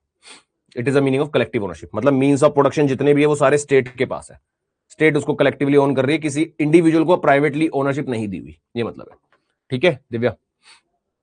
किसने पूछा सर प्राइवेट एंड गवर्नमेंट एक साथ काम कर सकती है कि डेवलपमेंट के लिए? कर तो रही है इंडिया में, कोशिश तो कर ही रही है। चलो डेवलपमेंट एक्चुअल में हो या ना हो, कोशिश तो चल रही है। ये था कलेक्टिव ओनरशिप दिव्या, ठीक है। अब मेरे से पूछा पूछा आपने आज पोल, अच्छा पोल देखते हैं, भी सोचते हैं, रुको। पहले मैं बात कर रहा हूं कि fifth point, minimum role of price mechanism. देखो हमने प्राइवेट कैपिटलिस्ट इकोनॉमी में ये पढ़ा था कि by the forces of market demand and supply से प्राइसेस एडजस्ट होते हैं और इकोनॉमी इक्विलिब्रियम पे रहती है और कंट्रोल रहती है। मतलब जो प्राइसेस सेट होंगे वो कैसे होंगे, गवर्नमेंट इंटरफेयर नहीं करेगी। प्राइवेट प्राइसेस कैसे सेट होंगे, जैसे डिमांड ज्यादा हुई, प्रोड्यूसर ने प्राइस ज्यादा कर दिया, तो डिमांड से एडजस्ट हो रहा है ना प्राइस। डिमांड कम हुई, प्राइस को कम कर दिया, तो कैसे सेट हो रहा है, अकॉर्डिंग टू द डिमांड या सप्लाई भी होता है। लेकिन जब हम सोशलिस्ट इकोनॉमी पढ़ रहे हैं तो कोई ऐसा प्राइस मैकेनिज्म नहीं है, उसकी जगह क्या है, एडमिनिस्ट्रेड प्राइसेस है। ये प्राइस मैकेनिज्म का उल्टा है कि सोशलिस्ट इकोनॉमी में क्या होता है, एडमिनिस्ट्रेड प्राइसेस होते हैं, यानी कि कंट्रोल्ड प्राइसेस होती है by the government. Yes Janvi, देखो टॉपिक खत्म कर देंगे, 1 बजे तक का टाइम है हमारे पास, अगर पहले हो गया तो पहले कर देंगे, है ना। हमें टॉपिक पूरा करना है बेटा, हम उस हिसाब से नहीं चल रहे कि 1 बजे तक करना है, एक से ज्यादा, मतलब ज्यादा तो मैं ये कहूंगा कि आपके आगे की क्लासेस भी है, पर टॉपिक हमें पूरा करना है, मेन कंसर्न ये, ठीक है ना। रह जाएगा तो अगली क्लास में करेंगे, इसी में हो गया तो जल्दी कर देंगे, दोनों बातें, ठीक है ना। चलो बच्चों, नाउ एक चीज समझेंगे छोटी सी, the concept of socialist economy was propounded by, किसने दी, थोड़ी स्पेलिंग मिस्टेक है, प्रोपाउंडेड है यहां पर, नाम याद कर लेंगे, कार्ल मैक्स और Friedrich, in the work the communist manifesto published in 1848। ये याद करने वाला डेटा, इसमें समझाने वाला कुछ नहीं है। सोशलिस्ट इकोनॉमी का कंसेप्ट जो दो लोग थे, कार्ल मैक्स और फेडरिक नाम था, उन्होंने एक वर्क, मतलब वर्क जब वर्ड यूज होता है, उन्होंने एक ऐसी थ्योरी लिखी थी, कहते हैं द कम्युनिस्ट मैनिफेस्टो के नाम से, ठीक है ना। लोग अपनी वो देते हैं ना, थीसिस देते हैं जैसे, तो वो लिखी थी इन्होंने कम्युनिस्ट मैनिफेस्टो के नाम से, जो कि 1848 में पब्लिश हुई थी। क्वेश्चन बाय चांस ऑब्जेक्टिव में पूछा जा सकता है, इसलिए मैंने मेंशन कर दिया। अर्स्टवाइल यूएसएसआर, यानी पहले वाला यूएसएसआर, पहले वाला रशिया, अब वाला नहीं, पहले वाला, was an example of socialist, पढ़ लिया हमने ऊपर। कब से कब तक था, 1917 से 1990। चलो एक डेटा और छोटा सा ले लो, ये लर्न करने वाला डेटा बेटा, इसमें समझाने वाला कुछ भी नहीं है इस वाले पेज पे मेरे हिसाब से, ठीक है। नाम करना है, किसने दिया था कंसेप्ट, किस कंसेप्ट में, क्या उसकी थ्योरीज थी जो उसने पब्लिश करी थी 1848 में, और कौन इसका एग्जांपल रह चुका है कब से कब तक, ठीक है जी, सिंपल। आई थिंक क्लियर है, इसमें कुछ समझाने वाला था नहीं। फायदे क्या क्या है भैया सोशलिस्ट इकोनॉमी के, सबसे पहले तो इक्वालिटी, बराबर बराबर मिलेगा सबको, जो होगा बराबर मिलेगा सबको, केक कटेगा सब में बटेगा, यानी सबको बराबर मिलेगा, कोई इनइक्वालिटी नहीं है, रिच और पुअर के बीच में गैप को नहीं बढ़ाया जा रहा, कम करा जा रहा है गैप को, है ना। Fair wealth distribution and equal opportunities, planned growth है, प्लानिंग होगी, सब कुछ प्लान तरीके से करा जाएगा। एफिशिएंट रिसोर्सेज का यूटिलाइजेशन, कोई वेस्टेज नहीं होगी। वहां याद हमने पढ़ा था कि वेस्टेज ज्यादा होती है एडवर्टीजमेंट्स के लिए, बाकी चीजों के लिए, यहां पर कोई वेस्टेज नहीं है। इकोनॉमी में एक स्टेबिलिटी रहेगी, लो अनएम्प्लॉयमेंट, यानी बेरोजगारी कम होगी, यानी रोजगार ज्यादा होगा। कोई बिजनेस साइकिल्स के बिजनेस क्राइसिस नहीं देखने को मिलेंगे। बिजनेस क्राइसिस क्या होते हैं, जो डिप्रेशन आ जाते हैं या कुछ ऐसा। अगर इकोनॉमी में एक स्टेबिलिटी चल रही है ना, तो चाहे वो बहुत ज्यादा ऊपर नहीं जा रहा, पर वो बिजनेसेस गिर भी नहीं रहे, एक स्टेबिलिटी चलती रहती है ना। आप लोगों ने एक चीज सुनी होगी, गवर्नमेंट जॉब से रिलेटेड, गवर्नमेंट जॉब्स के लिए कई लोग देखा आप लोगों ने, बिल्कुल पागल हो गए, गवर्नमेंट जॉब मिल जाए बस, ऐसे भागते लोग गवर्नमेंट जॉब के पीछे। मैं उनको गलत नहीं कह रहा, मैं एक थॉट बता रहा हूं बस। वो क्यों करते हैं लोग, क्योंकि वो स्टेबिलिटी चाहते हैं। तो गवर्नमेंट जब भी वर्ड आता है तो एक स्टेबिलिटी वाला वर्ड आ जाता है, कि चाहे ऊपर ना जाए पर नीचे तो जाएगा नहीं, ये कंफर्म है, स्टेबल चलेगी लाइफ, है ना। बात समझ गए। फिर आता है वेलफेयर, वेलफेयर मतलब social welfare, right to work, social security, ये सब एंश्योर्ड है, काम करने का राइट है। आपने पढ़े होंगे कुछ गवर्नमेंट की ऐसी स्कीम्स भी है जहां पर minimum wages, minimum guaranteed work देने की कुछ स्कीम्स भी बनी हुई है ना, सेफ्टी ऑफ जॉब, राइट। फिर प्रोटेक्शन है, workers and consumer safe from exploitation, कोई एक्सप्लॉयटेशन नहीं है। देखा आप लोगों ने सरकारी जॉब में कितनी मस्त है, शायद आप लोगों के घर में भी होगी, हो सकता है कोई मेरी आवाज भी सुन रहा हो आप लोगों के घर में। भैया 10 बजे मस्त ऑफिस जाओ, 10 की जगह 11 चले जाओ, 4 बजे घर आ जाओ, मस्त आराम से बैठो, रिलैक्स करो, है कि नहीं? हो सकता है आपके घर में कोई हो, मेरी आवाज सुन रहा हो अभी, ठीक है? होता है कि नहीं होता? तो एक प्रोटेक्शन है जॉब की, सेफ्टी, कोई एक्सप्लॉयटेशन नहीं है कहने का मतलब। तो ये एक बेनिफिट हो गया सोशलिस्ट इकोनॉमी का, है कि नहीं? बढ़िया बेटा, किसी को पूछना है कुछ? सिंपल पॉइंट्स है वैसे तो, फिर भी कोई पूछना चाहे तो बेटा पूछ सकता है बिंदास।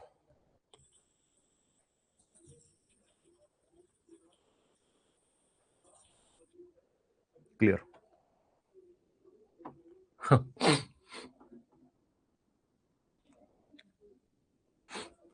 बढ़िया, चलो भाईदार।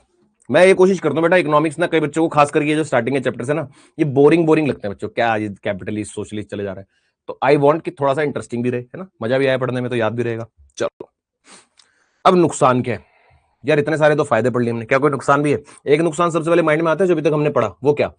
वो ये कि अब डेवलपमेंट उतनी स्पीड से नहीं होगी। एक माइंड में आप चीज रख सकते हो ना कि डेवलपमेंट अब उतनी स्पीड से नहीं हो पाएगी जितनी कैपिटलिस्ट में हो रही थी, क्योंकि कंपटीशन था, क्वालिटी, एफिशिएंसी सब कुछ बड़े तरीके से इंश्योर हो रहा था। लेकिन सोशलिस्ट में नहीं हो सकता वो सब, क्योंकि सोशलिस्ट में तो हम स्टेबल चल रहे हैं, आराम आराम से चल रहे हैं।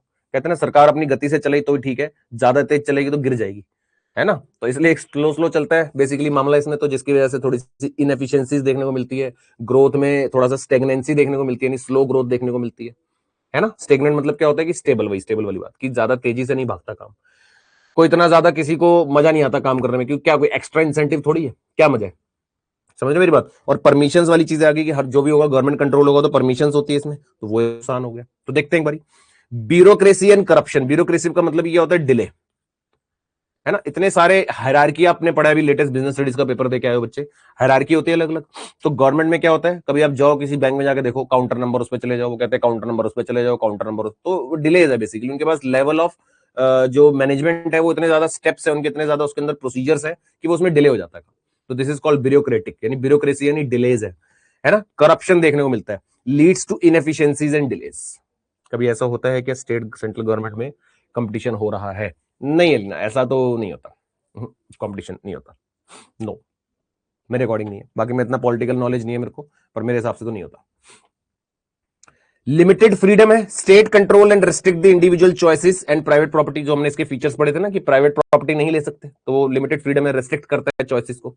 इंसेंटिव कम है, कोई प्रॉफिट मोटिव नहीं है, less hard work and innovation. अब बेटा अगर आपने कैपिटलिस्ट पढ़ा है तो सारे ऑपोजिट हो रहे हैं पॉइंट, जो वहां पे फायदे थे वो सब यहाँ पे नुकसान बन रहे हैं। यही है बेसिकली, मैंने कहा था एक को अच्छे से पढ़ो, दूसरे में सारी लैंग्वेज ऑपोजिट हो जाएगी। रिसोर्स का मिसएलोकेशन, यानी administrated prices cause inefficiencies. Administrated prices तो आप कर रहे हो, कंट्रोल करके चल रहे हो प्राइसेस को, लेकिन उससे इनएफिशिएंसीज क्रिएट हो रही है मार्केट में। इनएफिशिएंसीज कैसे क्रिएट हो रही है कि डिमांड जब ज्यादा हो रही है और प्राइसेस आपने उतने रखे हुए हैं, तो शॉर्टेज नहीं हो जाएगी। असल में एक प्रोड्यूसर इकोनॉमी में प्राइस बढ़ाता ही क्यों है डिमांड बढ़ने पे? ताकि डिमांड को भी तो कंट्रोल करना है। लोग अगर डिमांड ज्यादा करने लग जाए तो प्राइस ज्यादा करके, चलो एक्सप्लॉइट हो रहा है कंज्यूमर अलग बात है, लेकिन मार्केट को कंट्रोल भी तो करना है। वो एक्स्ट्रा डिमांड को कंट्रोल कैसे करोगे? अभी जैसे आप लोगों ने न्यूज सुनी है कि लेटेस्ट, अगर पेट्रोल एकदम से महंगा हो जाए तो प्राइस, पेट्रोल महंगा क्यों होगा? क्योंकि शॉर्टेज होगी, तो डिमांड ज्यादा करने लगेंगे लोग, तो उसको मैनेज करने के लिए प्राइस बढ़ाए जाते हैं ना। और क्या मतलब होता है? यही तो होता है, ठीक है कि नहीं? फिर आता है स्टेट की मोनोप्लीज क्रिएट होनी शुरू हो जाती है, harder to regulate than private monopolies. Private monopolies तो फिर भी रेगुलेट, फिर भी मैनेज करनी आसान है, जो स्टेट मोनोप्लीज बनने लग जाती है, यानी हर कोई स्टेट अपनी स्टेट के हिसाब से उनके पास पावर दी जाती है, तो अपनी स्टेट के अकॉर्डिंग काम करती है। मतलब ओवरऑल नेशन डेवलपमेंट के हिसाब से काम नहीं होता, फिर स्टेट मोनोपोली होगी तो वो अपने स्टेट के हिसाब से काम करेगी। अभी जैसे इन्होंने क्वेश्चन पूछा, क्या सर इनका आपस में कंपटीशन होता है? तो कंपटीशन तो नहीं, लेकिन हर एक स्टेट अपनी एक मोनोपोली बनाना शुरू कर देती है ना? कई जगह आपने शायद सुना होगा, थोड़ा पॉलिटिकल न्यूज़ अगर आप देखते होगे, कि किसी पर्टिकुलर स्टेट में ना इस चीज के बेनिफिट ज्यादा है, कि रिसोर्सेज उस स्टेट में पता नहीं क्यों ज्यादा जा रहे हैं, तो वहां की कुछ गवर्नमेंट का कुछ तो लोचा है कि वो स्टेट जो है रिसोर्सेज को अपनी गवर्नमेंट अपनी स्टेट में पहले पहुंचाती है, फिर बाकी स्टेट में जाता है। कोई बच्चे अगर थोड़ा बहुत पॉलिटिकल न्यूज देखते होंगे, तो वैसे मैं भी इतना नहीं देखता, मेरे को थोड़ा सा याद आ गया, पीछे मैंने कुछ सुना था अभी, है ना? तो प्राइवेट मोनोपोलीज फिर भी रेगुलेट करनी आसान है, प्राइवेट स्टेट मोनोपोलीज के लिए एक मुश्किल है, हार्डर टू रेगुलेट हो जाती है। लिमिटेड कंज्यूमर चॉइस, जो मिलेगा वो लेना पड़ेगा, है ना? महाराष्ट्र में शायद, राइट, जो मिलेगा वही लेना पड़ेगा, कोई अपनी डिमांड नहीं रख सकते भैया। People accept what the state produces, कोई रिवॉर्ड नहीं है, क्यों काम करे कोई, बस काम खत्म, घर जाओ। डिस्करेजेस दी प्रोडक्टिविटी, जो मैंने बात करी ना, जैसे छुट्टी हुई घर, 1 मिनट नहीं रुकता कोई गवर्नमेंट एम्प्लॉय, आप देख लेना ऑफिस में, काम खत्म होते ही, टाइम होते ही सिस्टम बंद, घर, सुनते नहीं हो किसी की 1 मिनट भी। Impractical in extreme form, extreme form में इम्प्रैक्टिकल हो जाता है। फिफ्थ वाला अच्छा बता देता हूं बेटा, मैंने ये बताया फिफ्थ में कि स्टेट मोनोपलीज, मोनोपली का मतलब जब भी आता है तो दैट मींस सिंगल सेलर या सिंगल ओनर, जिसके पास एक इंडिविजुअल पावर आ जाती है, वहां पर हम मोनोपली वर्ड यूज करते हैं कि अब उसके कंपटीशन में कोई नहीं आ सकता। तो स्टेट मोनोपलीज का मतलब कि पर्टिकुलर स्टेट्स को बेनिफिट ज्यादा होने लग जाता है, जो मैंने लेटेस्ट एग्जांपल भी लिया अभी, कि किसी पर्टिकुलर स्टेट में रिसोर्सेज का एलोकेशन ज्यादा होने लग गया, क्योंकि सेंट्रल गवर्नमेंट ने पावर दी स्टेट को कि अब आपको ये मैनेज करना है, उसको पावर दी। अब उसने उस पावर का यूज कैसे करा, अपनी मोनोपली क्रिएट करके, कि उस स्टेट में पॉलिटिकल रीजंस की वजह से, सब लोग पॉलिटिकली फेम चाहते हैं, हर कोई जो पॉलिटिकल लीडर है वो क्या चाहता है, अपने आप को ऊपर रखना चाहता है, राइट। तो स्टेट मोनोपली क्रिएट हो गई यहां पर, कि उन रिसोर्सेज का या जो भी बेनिफिट्स है वो उस स्टेट में ही ज्यादा है, बाकी सब में नहीं है। और यहां पर ये बोला जा रहा है कि डीमेरिट क्या है, कि इस तरह की स्टेट मोनोपली को मैनेज करना, रेगुलेट करना मुश्किल है। प्राइवेट मोनोपलीज को तो हम फिर भी रेगुलेट या मैनेज कर सकते हैं, लेकिन स्टेट मोनोपली बन जाए तो वो लार्ज लेवल पे हो जाता है और वो क्योस हो जाता है, जैसे भी कई स्टेट्स में ऐसा हो रखा है, तो वो मैनेज करना मुश्किल है। ठीक है सोबिया, ठीक है जी, बढ़िया है। तो दो टाइप की इकोनॉमीज हमने लपेट दी, कौन कौन सी, कैपिटलिस्ट और सोशलिस्ट। अब बारी है मिक्स की, अब मिक्स में सब मिक्स हो जाएगा, सब खिचड़ी बन जाएगी, अभी देखना। ओके बेटा, मिक्स्ड इकोनॉमी इज व्हाट, जहां पे दोनों एक साथ आ जाएंगे कि भाई दोनों मिलके करते हैं, बढ़िया दोनों मिलके करेंगे। लास्ट वाला बेटा क्या था, मतलब मैंने आपसे कहा ना कि एक्चुअल में पूरी प्रैक्टिकल सिचुएशन, पूरी सोशलिस्ट कोई इकोनॉमी होती नहीं है, तो इम्प्रैक्टिकल है कि पूरी इकोनॉमी को सोशलिस्ट कर दिया जाए 100%, वो पॉसिबल ही नहीं है। तो ये डिमेरिट भी एक तरीके से, कि हमने इतने फायदे पड़े पर वो सारे फायदे किसी इकोनॉमी में हो जरूरी नहीं है, इसलिए। ठीक है छवि, क्लियर है, चलो। Now mixed economy is what, mixed economy combines the market forces and government control, दोनों के दोनों आ गए एक साथ। कौन कौन आ गए, दोनों, कौन दोनों आ गए, प्राइवेट सेक्टर भी और पब्लिक सेक्टर भी, कि भैया मार्केट फोर्सेस से भी अफेक्ट होंगे प्राइसेस, और कुछ जगहों पर गवर्नमेंट का भी कंट्रोल होगा। गवर्नमेंट कह रही है हम भी खेलेंगे, तुम भी खेलो, दोनों मिलकर खेलेंगे।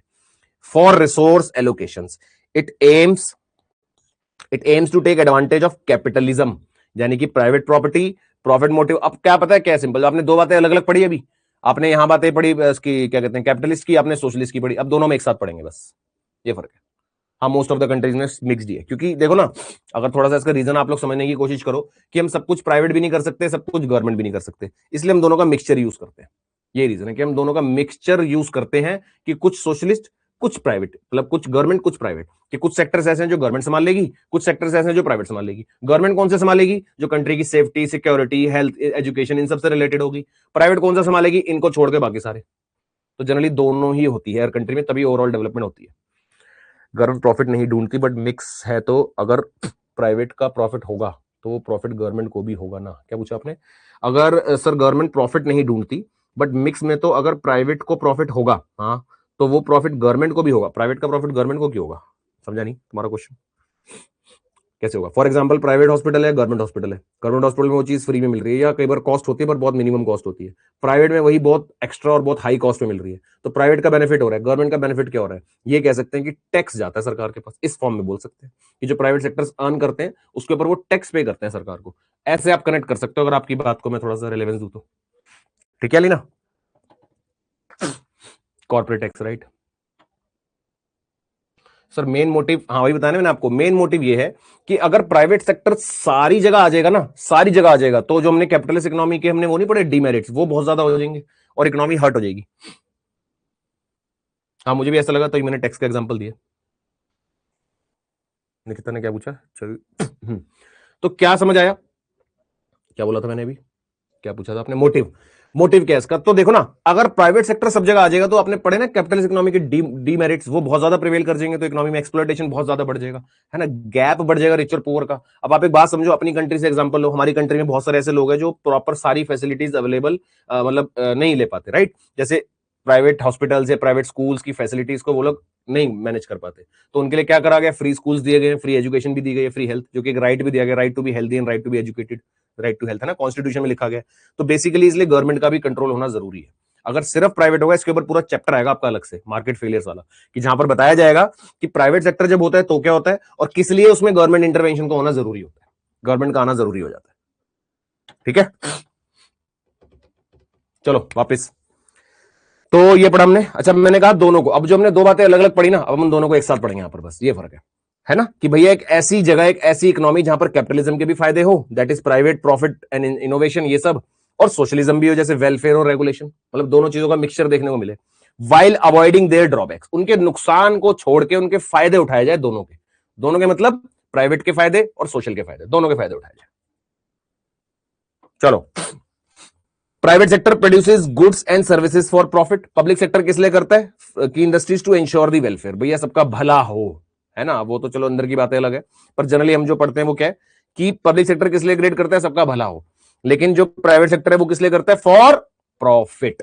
गवर्नमेंट का क्या रोल है, regulate the private sector and correct the inequalities, मैंने कहा इसी के ऊपर पूरा चैप्टर आने वाला है, यहां पर तो खाली छोटी सी बात बोली है कि गवर्नमेंट का रोल किस लिए जरूरी है, गवर्नमेंट का इंटरवेंशन किस लिए जरूरी है, कि प्राइवेट सेक्टर बहुत ज्यादा ऊपर ना चढ़ जाए कहीं, मतलब जो मैंने आपको भी एक्ट की बात करी थी ना कि मोनोपोलीज को रोका जाता है, मोनोपोलीज एंड एमआरटीपी एक्ट था जो कंपटीशन एक्ट बन गया है, तो क्या कंट्रोल करके चलते हैं गवर्नमेंट, मतलब जहां पर प्राइवेट सेक्टर्स को अलाउ किया भी हुआ है ना, वहां पर भी गवर्नमेंट की कुछ रेगुलेशंस है कि इन रेगुलेशन के तहत ही आपको काम करना है। समझ गए जी, सिंपल। गोल क्या है, economic growth with social justice, mixed economy का जो आप लोगों ने मेरे से ऑब्जेक्टिव पूछा अभी, इसको आप कैसे लिख सकते हो, दो वर्ड्स में, दो लाइंस में, वो ये है कि इकोनॉमिक ग्रोथ भी हो साथ में, और क्या हो, सोशल जस्टिस भी, मतलब इकोनॉमी में ग्रोथ भी हो, economic growth plus social justice, ठीक है भाई, सिंपल। किसी को कुछ पूछना है तो पूछ सकते हैं, मैं नेक्स्ट पेज पे जा रहा हूं, पूछना है तो पूछ लो, मैं वापस आ जाऊंगा, कोई दिक्कत नहीं है। फीचर देखेंगे क्या क्या, को एग्जिस्टेंस है, दोनों सेक्टर एक साथ एग्जिस्ट करते हैं, ओन्ड बाय इंडिविजुअल, प्रॉफिट है objective, operate under some government regulation, जो प्राइवेट सेक्टर भी रन कर रहे हैं वो ऐसा नहीं कि बिल्कुल 100% फ्रीडम है, फ्रीडम तो है, लेकिन गवर्नमेंट की रेगुलेशन के अंदर अंदर रह के काम करना है कि इकोनॉमी में आप एक्सप्लॉयटेशन ना बढ़ा दो, बहुत ज्यादा लोगों को कहीं एक्सप्लॉयट ना करना शुरू कर दो, इसलिए कुछ रेगुलेशंस हैं, ठीक है ना। पब्लिक सेक्टर क्या है, owned by government, aims at social welfare, अब जो पब्लिक सेक्टर है वो तो गवर्नमेंट का ही है, तो गवर्नमेंट अपने हिसाब से मैनेज कर रही है for the purpose of not profit, for the purpose of social welfare.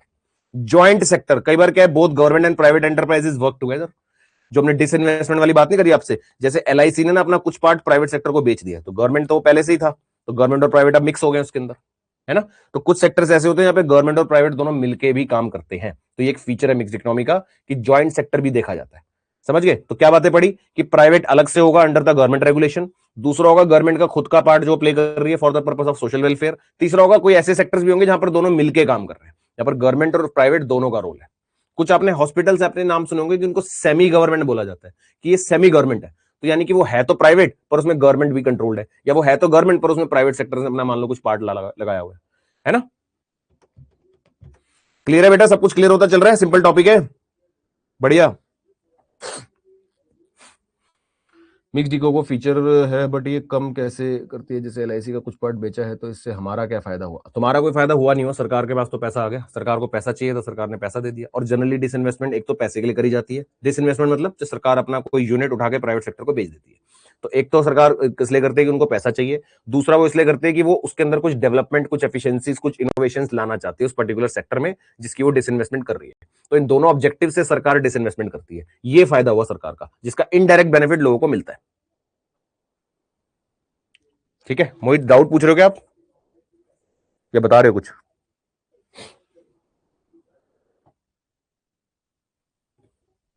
फायदा क्या है सोशलिज्म का, एक तो फ्रीडम होता है, एफिशिएंसी, कंज्यूमर, मतलब दोनों आ रहे हैं, देखो अब हमने अलग अलग पढ़े ना, अब दोनों के मिक्स पॉइंट आपको दिखेंगे इसके अंदर जो हमने अलग अलग पढ़े,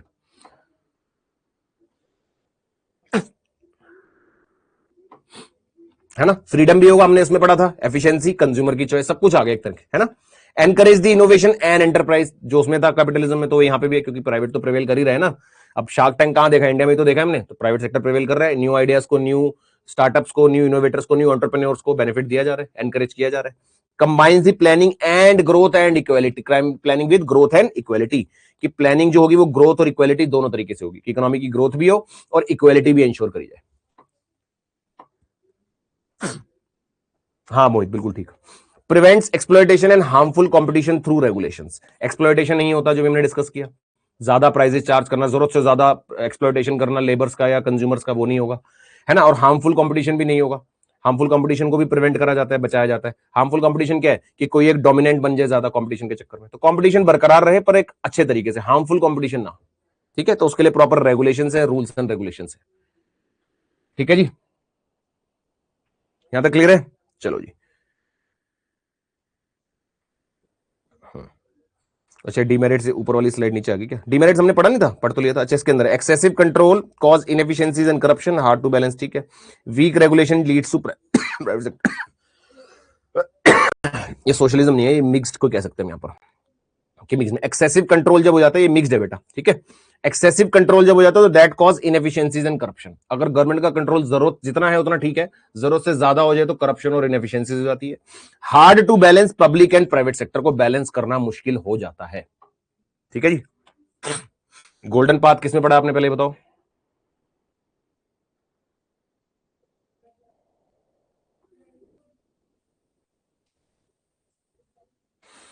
गोल्डन पाथ हम जनरली यहां पे वैसे इसको कह रहे हैं, बता देता हूं, जहां पर इकोनॉमिक ग्रोथ और इक्वालिटी नहीं पढ़ा हमने कि दोनों एक साथ, तो गोल्डन पाथ बोलते हैं इसको, कि जहां पर ओवरऑल मतलब या मल्टीपल बेनिफिट्स मिल रहे हैं जिस जगह, जिस रास्ते पे जाने से हमारे फायदे ज्यादा हो रहे हैं।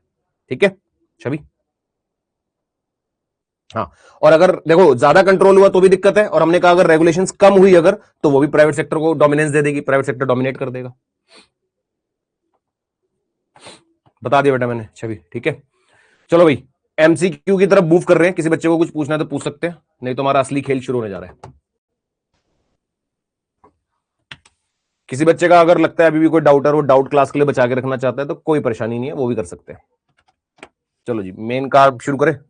वेरी गुड शिखर, शाबाश। 2 मिनट सांस ले लो जरा, फिर शुरू करते हैं।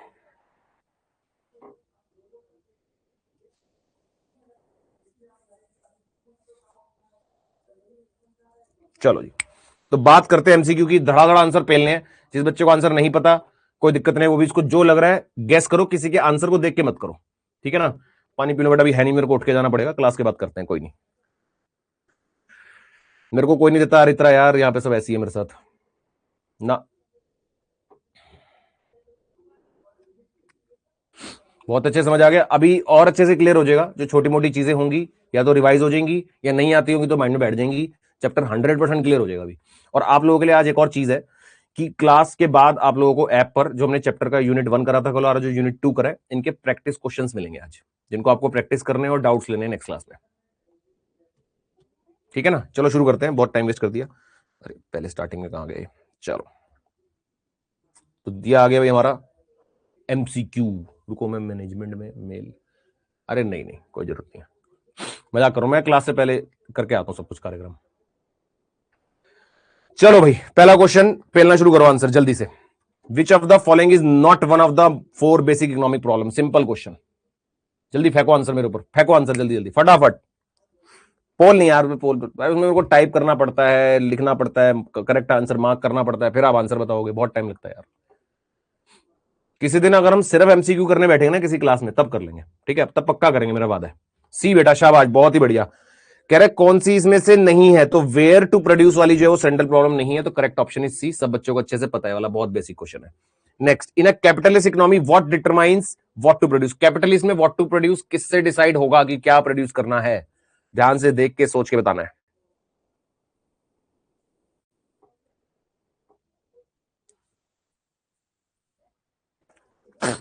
बहुत बढ़िया, शाबाश शाबाश शाबाश शाबाश। किसी बच्चे को डाउट है तो वो भी पूछ सकता है। कंज्यूमर प्रेफरेंस एंड डिमांड, अगर कैपिटलिस्ट इकोनॉमी है तो कंज्यूमर सोवर्निटी वर्ड पढ़ा था हमने, कंज्यूमर को प्रेफरेंस दी जाएगी, जो कंज्यूमर चाहता है वो होगा। B is the correct answer, शाबाश। Third, which economic system is also known as command economy? किसको बोलते हैं कमांड? कमांड मतलब कि जो बोला जाएगा वो फॉलो करना पड़ेगा, चॉइस नहीं है आपके पास, ये मतलब होता है कमांड इकोनॉमी का। किसको बोला गया इनमें से कमांड इकोनॉमी? ए लिखा मोहित ने, ए किसका आंसर लिखा है भाई? ए तो इसका भी नहीं है, इसके पहले वाले का भी नहीं है। मोहित कोई डाउट है तुम्हें? ये इसका आंसर बिल्कुल करेक्ट। सोशलिस्ट इकोनॉमी का ही दूसरा नाम होता है कमांड इकोनॉमी। ठीक है, यानी यहां पर जो कमांड, यानी जो कमांड दी जाएगी वही फॉलो करनी है, यानी socialist economy, government controlled. Fourth, the driving force in capitalist economies, मैंने कहा था क्वेश्चन आएगा। ड्राइविंग फोर्स किस वजह से, किस चीज की वजह से ड्राइव यानी चल रही है कैपिटल इकोनॉमी? कैपिटलिस्ट इकोनॉमी किस की वजह से चलती है, कौन सा ऐसा फोर्स है? बी, बहुत शानदार, बहुत ही लाजवाब। कैपिटलिस्ट इकोनॉमी चली किस वजह से रही है? प्रॉफिट की वजह से, तो profit is the driving force of the capitalist economy. बहुत ही बढ़िया। किसी को डाउट है पूछ सकता है बेटा। फिफ्थ पे आ जाओ, ये सेम क्वेश्चन आ गया, driving force in the capitalist economy क्या है, लेकिन अब देखो क्वेश्चन थोड़ा सा चेंज हो गया लैंग्वेज वाइज, कि driving force in a capital economy is, profit तो है ही, लेकिन कौन है उसके अंदर, कौन वर्क करता है इसके ऊपर। बिल्कुल ठीक, देखा सेम क्वेश्चन में प्रॉफिट को हटा के चेंज कर दी टर्म, तो यहां पर प्राइवेट इंडिविजुअल्स है, मतलब प्रॉफिट मोटिव तो है ही, लेकिन प्राइवेट इंडिविजुअल्स भी तो है, प्राइवेट इंडिविजुअल्स ही तो मार्केट को चला रहे हैं, तो बच्चा याद करके जाएगा profit motive profit motive profit motive, objective में एक चॉइस में दिखाई नहीं एक भी आंसर में, तो ये क्या हो गया, तो प्राइवेट इंडिविजुअल्स है ना जो कैपिटलिस्ट इकोनॉमी को रन करते हैं, ठीक है कि नहीं, इन सब में से, इन सब ऑप्शन में से, बिल्कुल ठीक बेटा, शाबाश। Sixth question, which of the following is a merit of capitalism, इनमें से कौन सा ऐसा है जो फायदा है कैपिटलिज्म का, फेंक के मारो आंसर जल्दी से, फटाफट लिख दो, विच of the following is a merit of capitalism, जल्दी। एब्सेंस ऑफ मोनोपली, सोच लो, हाँ बी आंसर आ रहे हैं, डी लिखा था किसने, छवि, कंट्रोल बेटा, ध्यान से पढ़ क्वेश्चन, कई बार क्या होता है एक आंसर और लग रहा होता है पर आपको मोस्ट सुटेबल आंसर पकड़ना होता है, और पहली बात कैपिटलिज्म में ऐसा नहीं होता कि मोनोपली नहीं होती, होती है, कंट्रोल्ड वे में होती है, पर होती तो है। B, rapid economic growth, economy में ग्रोथ होगी तेजी से, स्पीड से। नहीं निष्ठा, सितंबर वाला स्टार्ट होगा बेटा मंडे 6 अप्रैल, निष्ठा अग्रवाल बेटा मंडे से स्टार्ट हो रहा है सितंबर वालों का, ये क्रैश कोर्स है मई वालों का, ठीक है। सेवंथ पे आ जाओ भाई, एडमिनिस्टर्ड प्राइजेस, बताया था मैंने एडमिनिस्टर्ड प्राइजेस इनमें से किसका फीचर है, ये भी तो बेटा वैसे चल रहे हैं क्वेश्चन, अभी मैं आपको पीवाईक्यूज भी दिखाने वाला हूं इसके बाद, जल्दी जल्दी। एडमिनिस्टर्ड प्राइजेस किसका फीचर है, एडमिनिस्टर्ड प्राइजेस मतलब कंट्रोल्ड प्राइजेस, कंट्रोल करके चले जाते हैं, जिसको कोई कंट्रोल करता है, जो मार्केट फोर्सेस से नहीं होते effect, that is socialist economy. बढ़िया, शानदार, लाजवाब, बढ़िया। चलो किसी को भी डाउट है बेटा पूछ सकता है। मिक्स्ड इकोनॉमी में प्राइवेट सेक्टर का प्राइमरली मोटिवेटेड बाय, जो मिक्स्ड इकोनॉमी है उसमें प्राइवेट सेक्टर किससे मोटिवेट होता है, एक ही सफर, एक ही आंसर, एक ही बात बार बार बता दो। मोनोपोली का मतलब होता है अलीना सिंगल सेलर, डोमिनेट, यानी कोई भी अगर फॉर्म दूसरों को डोमिनेट करने लग जाए तो वो मोनोपोली बन जाता है। बी बिल्कुल ठीक, प्रॉफिट मोटिव, प्राइवेट सेक्टर का तो मोटिव हमेशा ही प्रॉफिट होता है, चाहे वो कैपिटलिस्ट में हो या मिक्स्ड में हो, प्राइवेट सेक्टर है तो वो काम हमेशा प्रॉफिट के लिए करता है। Ninth question, which of the following is a demerit, socialism का नुकसान क्या है इनमें से, अभी बताया था हमने, डिस्कस किया था, सोशलिज्म के अंदर नुकसान क्या होता है इसमें से, फटाफट। B B B B B, bureaucracy and delays, भैया जो लेवल ऑफ हायरार्कीज होते हैं उनके वजह से काम प्रोसेस बहुत बड़ा होता है, तो क्या होता है, डिलेज होते हैं, तो this is demerit of socialism, बिल्कुल सही। दस, price mechanism plays a primary role in which of the economy, primary role price mechanism इसमें से किस में प्ले करता है, इन सब में से।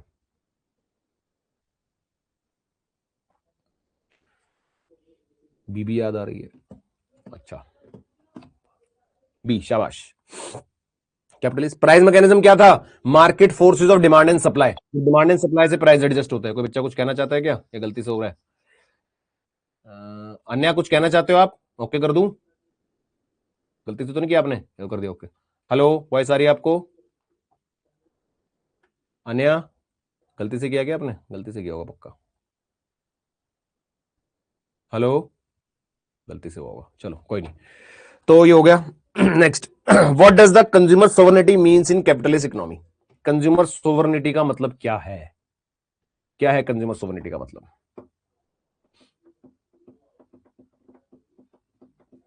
एलन ने कहा व्हाई नॉट सी, इसके अंदर प्राइस मैकेनिज्म का देखो ना, फिर से मोस्ट सुटेबल आंसर, अगर इस इन ऑप्शंस में कैपिटलिस्ट ना दिया होता तो मैं मिक्स कर देता, पर कैपिटलिस्ट दिया हुआ है ना, तो मेन तो प्राइवेट सेक्टर का रोल सबसे ज्यादा तो कैपिटलिस्ट में होता है, इसलिए सी नहीं होगा, बी होगा, ठीक है। मृदुल ने एक ही आंसर दिया, वो भी इतना सारे आंसर लिख दिए, बी, कंज्यूमर ही डिसाइड करता है कि क्या उसकी स्पेंडिंग के हिसाब से डिसाइड करता है कि क्या प्रोड्यूस होना चाहिए इकोनॉमी में, बिल्कुल ठीक। Which sector is not typically found in the mixed economy, कह रहा कौन सा सेक्टर है इसके अंदर जो मिक्स्ड इकोनॉमी में नहीं होता। 11, अलीना भी जाता हूं 11 पे, रुको इस क्वेश्चन के बाद, 9 भी डाउट है, 11 डाउट है, 9 डाउट है, अभी चलते हैं सब पे, ठीक है कोई दिक्कत नहीं है। ये सुन लो पहले, मिक्स्ड इकोनॉमी के अंदर प्राइवेट भी होता है, पब्लिक भी होता है, कंबाइंड, जिसको हमने जॉइंट पढ़ा था, लेकिन इंटरनेशनल सेक्टर का कोई मतलब नहीं है मिक्स्ड इकोनॉमी में, इंटरनेशनल सेक्टर नहीं होता, तो D is the correct answer. मैं 11 और क्वेश्चन नंबर 9 पे जा रहा हूं, एक बार 11 में था बेटा, कंज्यूमर सोवर्निटी का मतलब क्या होता है, ध्यान से सुन लो, क्वेश्चन आने का पूरा पूरा चांस है इस टर्म के ऊपर। जब कंज्यूमर की प्रेफरेंस, सुप्रीमेसी, सोवर्निटी वर्ड का मतलब पता है क्या होता है? सुप्रीमेसी। और सुप्रीमेसी का मतलब क्या है? कि जब आप किसी को रेलेवेंस दे रहे हो, किसी को सुप्रीम पावर, ना कोई सुप्रीम है कि जो वो बोलेगा वही होगा, तो इसलिए तो कंज्यूमर इज सुप्रीम, कि सबसे ऊपर कौन है? कंज्यूमर। जो कंज्यूमर चाहता है वही प्रोड्यूस होगा इकोनॉमी में। जो कंज्यूमर जिस चीज के ऊपर सबसे ज्यादा स्पेंड कर रहा है उसी को रेलेवेंस दी जाएगी और वही प्रोड्यूस करा जाएगा। तो this is called consumer sovereignty, और we can say consumer supremacy, और we can say consumer is a king, और we can say consumer decides, जो ऑप्शन लिखा है, consumer decide what to produce through their spendings. ये था 11th। 9th भी किसी ने डाउट पूछा मेरे से अभी। 9th में क्या था? डीमेरिट। इनमें से कौन सा ऐसा है जो नुकसान है सोशलिज्म का? सोशलिज्म होने का मतलब क्या है? जहां पर गवर्नमेंट कंट्रोल है, तो गवर्नमेंट कंट्रोल है तो उसमें डिलेज होते हैं। जब सब कुछ गवर्नमेंट कंट्रोल होता है, गवर्नमेंट स्लो स्लो चलती है, गवर्नमेंट अपनी स्पीड से चलती है, स्लो स्लो। आप कोई गवर्नमेंट किसी भी काम के लिए अगर कभी आपने गए हो, बाई चांस कभी देखा हो, तो वो बहुत स्लो होता है कि पहले फॉर्म भरो, फिर उसको वहां डालो, 10 दिन वेट करो, 10 दिन बाद कुछ होगा, फिर कुछ आएगा, फिर दिक्कत आएगी, मतलब बहुत स्लो चलता है बेसिकली। तो देर इज अ सिचुएशन कि सोशलिज्म में there is a bureaucracy and delays है। फिर से मोस्ट सुटेबल आंसर अन्य नाइन कंज्यूमर होगा या क्योंकि सोशलिज्म। इसमें हमने पूछा डीमेरिट क्या है, नुकसान क्या है सोशलिज्म का। कंज्यूमर सोवरनिटी टर्म का मतलब है कि कंज्यूमर को बेनिफिट देना। ऐसा कुछ तो हम सोशलिज्म में करते ही नहीं है, तो वो डीमेरिट कहां से हुआ? मेरी बात समझ रहे हो? तो वो तो ना फीचर है ना कुछ है, वो तो कैपिटलिज्म का बेनिफिट है एक तरीके से, या फीचर है वहां पर कह सकते हैं, है ना। लेकिन सोशलिज्म में तो कंज्यूमर सोवरनिटी होता ही नहीं, तो उसमें डीमेरिट कैसे हुआ? सोशलिज्म में ये होता है इसलिए ये डीमेरिट है। ठीक है अन्य? नहीं नहीं, वो इस उससे कंफ्यूज हो गई, उनको लगा कंज्यूमर सोवर्निटी कैपिटलिज्म में होता है तो, और इसमें नहीं होता है इसलिए इसका डिमेरिट है। बात ये नहीं है, बात ये है कि इसका तो कोई कंसर्न ही नहीं है सोशलिज्म से। सोशलिज्म में कंज्यूमर सोवर्निटी कंसर्न ही नहीं है, इसलिए उसका डिमेरिट भी नहीं है। ठीक है ना? पर ये है, मतलब ब्यूरोक्रेसी और डिलेज होते हैं इसमें, और इसलिए डिमेरिट भी है। अन्य क्लियर है आपको? 12th के बाद हम चल रहे हैं, और पीवाई क्यूज आने वाले, रेडी हो जाओ सारे। हाँ मन बिल्कुल ठीक।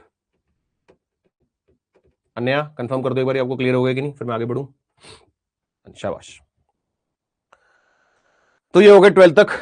चलो जी 13 question. Central economic problem of the economy arises due to, किससे होती है? क्वेश्चन नंबर 13 फटाफट बताएंगे। सिंपल क्वेश्चन, सबसे simple.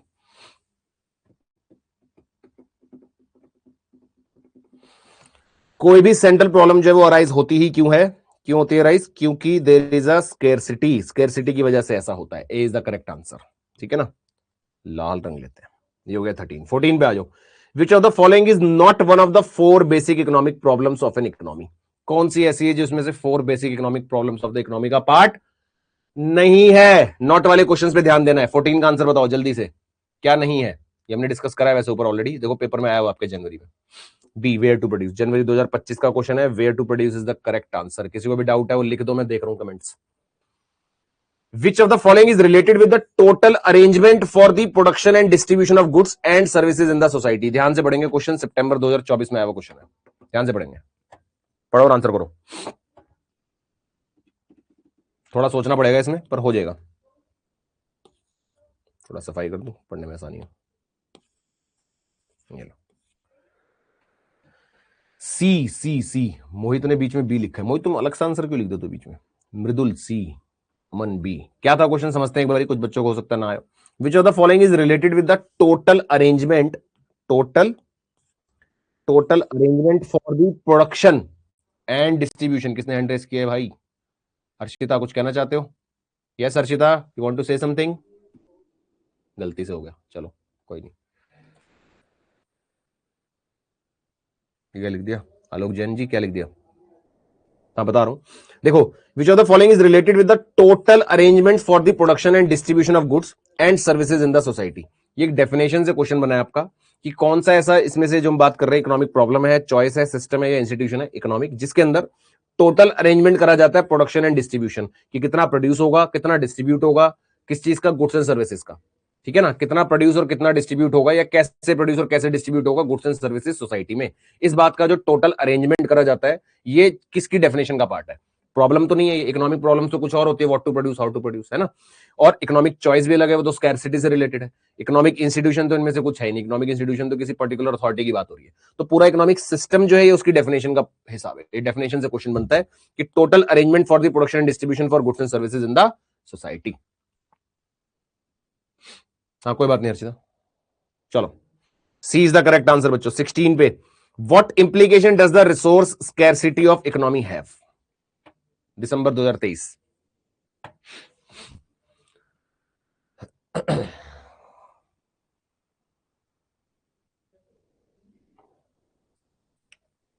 What implication does the resource scarcity of economy have? Resources की स्कैरसिटी की वजह से क्या देखना पड़ता है? बिल्कुल सही जवाब, इकोनॉमिक प्रॉब्लम अराइज होती है। स्कैरसिटी की वजह से तो होती है इकोनॉमिक प्रॉब्लम्स और प्रॉब्लम ऑफ चॉइस अराइज होती है। ज्योग्राफिकल, पॉलिटिकल, कल्चरल तो हमने कभी पढ़ा ही नहीं है ना, होता ही नहीं इसका मतलब। तो जो आपकी गट इंट्यूशन है वो उसके ऊपर आ रही है और यही हमारा आंसर है, दिसंबर 2023। बेटा एग्जाम के क्वेश्चन दिखा रहा हूं मैं तुम्हें, मैं अपनी मेरे तो क्वेश्चन नहीं है, मेरे तो मैंने कर दिया आपको, ये एग्जाम के ही है, देखते जाओ। अभी आपको लेटेस्ट भी दिखाऊंगा जो भी आया था हमारे इसमें, जनवरी 2026 में आया था, वो भी करेंगे अभी। पहले आगे चलते हैं। How to produce is related to RTP का, खैर ये तो how to produce is related to product choice, choice of technique, दोनों में से कोई भी है, कोई भी नहीं। बेटा इको पेपर इजी तो आता है, तभी मैं आपको बोलता हूं अगर इजी है तो उसको ऐसा बना दो ना कि आपको रैंक टारगेट करा सके पेपर, है ना। बी, शिखर ने लिख दिया बहुत सारे बी, मृदुल ने बहुत सारे बी लिख दिए, तो बी मान लेते हैं। चलो, choice of technique, choice of technique क्या, लेबर इंटेंसिव या कैपिटल इंटेंसिव, है ना। चलो, which of the following refers to the sum total of the arrangement? Same question आ गया, देखो जनवरी जून 23 में आया था ये, sum total of arrangement for the product and distribution of goods and services in the society. अब तो आपके माइंड में छप गया, अगर ये डेफिनेशन दिख गई क्वेश्चन में तो आप सीधा आंसर सीधा ही मार्क करोगे एक ही बार में। वो क्या, सॉरी गलत कर दिया मैंने जल्दबाजी में, सीधे आप क्या मार्क करोगे, इकोनॉमिक सिस्टम, है ना। छप गई डेफिनेशन माइंड में, ये डेफिनेशन से बना हुआ क्वेश्चन है मॉड्यूल से, शाबाश, बहुत ही बढ़िया। Price in a capitalist economy is determined by, capitalist economy में प्राइस कौन डिटरमाइन करता है? 19वें की बात हो रही है, प्राइस कौन डिटरमाइन करता है? सितंबर 24 का भाई, बिल्कुल ठीक। कैपिटलिस्ट इकोनॉमी में market forces of demand and supply, और इसका दूसरा नाम क्या होता है? इसी को तो हम बोलते हैं प्राइस मैकेनिज्म, इसी को तो बोलते हैं प्राइस मैकेनिज्म, बोलना नहीं है। वो कई बार ये यही क्वेश्चन बना के दे सकते हैं कि प्राइस मैकेनिज्म रेफर टू, तो आपको पता होना चाहिए market forces of demand and supply, ठीक है। In capitalist economy dash and dash will be more, क्या और क्या ज्यादा होगा? ये थोड़ा पुराना उठा के दिया मैंने क्वेश्चन, बट रिलेटेड है तो इसलिए कर सकते हैं। कैपिटलिस्ट इकोनॉमी में कौन सी और कौन सी चीज, दो ऐसी चीजें जो ज्यादा होगी इनमें से, सोचो और बताओ। 20th, तन्मय शाबाश, स्मॉल कैपिटल सारे लिख दिए, मृदुल ने फिर से लिख दिए बहुत सारे बी, तन्मय भी सी पे अटका हुआ है, तन्मय ध्यान से। कैपिटलिस्ट इकोनॉमी में इनइक्वालिटी ज्यादा होंगी और एक्सप्लॉयटेशन ज्यादा होगा, मतलब दोनों खराब चीजें, खराब वाली ये दोनों। इसमें तो देखो ये अच्छा है ये खराब है, इसमें क्या है ये खराब है ये अच्छा है, इसमें क्या है ये अच्छा है ये खराब है, तो हमें वो उठानी जो दोनों ही खराब, वो ये इनइक्वालिटी और एक्सप्लॉयटेशन, ठीक है जी। So B is the correct answer for question number 20। Question number 21, laissez faire, बताया था मैंने जनवरी 21 में आया हुआ है। Laissez faire economy is also known as, laissez faire कौन सी इकोनॉमी के लिए वर्ड यूज होता है? लेजिस फेयर 21, ध्यान से, किसमें कंसेप्ट यूज होता है लेजिस फेयर का? लेजिस फेयर मतलब सरकार जो है वो लेजी हो जाती है, ऐसे बैठ जाती है सरकार, जो करना है करो, हमें कोई मतलब नहीं। तो लेजिस फेयर मतलब when government intervention is minimal, कि ऑटो एडजस्टमेंट ज्यादा होता है इकोनॉमी में, और वो किसमें होता है? कैपिटलिस्ट इकोनॉमी में होता है, ठीक है, शाबाश। लेजिस फेयर याद हो गया, पहले नहीं भी होगा तो अब हो गया होगा। चलो, capitalist economy solve their economic problem through which of the following? किससे सॉल्व करा जाता है? कैपिटलिस्ट इकोनॉमी अपनी इकोनॉमिक प्रॉब्लम कैसे सॉल्व करती है? जून 23 में आया हुआ क्वेश्चन, अभी मैं कम से कम 5-6 बार बता चुका हूं, जल्दी करो। प्राइस मैकेनिज्म, प्राइस मैकेनिज्म मतलब मार्केट फोर्सेस, कि भैया मार्केट में जो प्राइसेस होंगे उसके हिसाब से होगा। एडमिनिस्ट्रेटर तो उसमें होता है सोशलिस्ट में, यहां पर कौन सा होता है? प्राइस मैकेनिज्म होता है, बहुत ही बढ़िया। Which of the following is considered as disadvantage of allocating resources using the market system? जनवरी 25 में आया हुआ क्वेश्चन है, बताओ।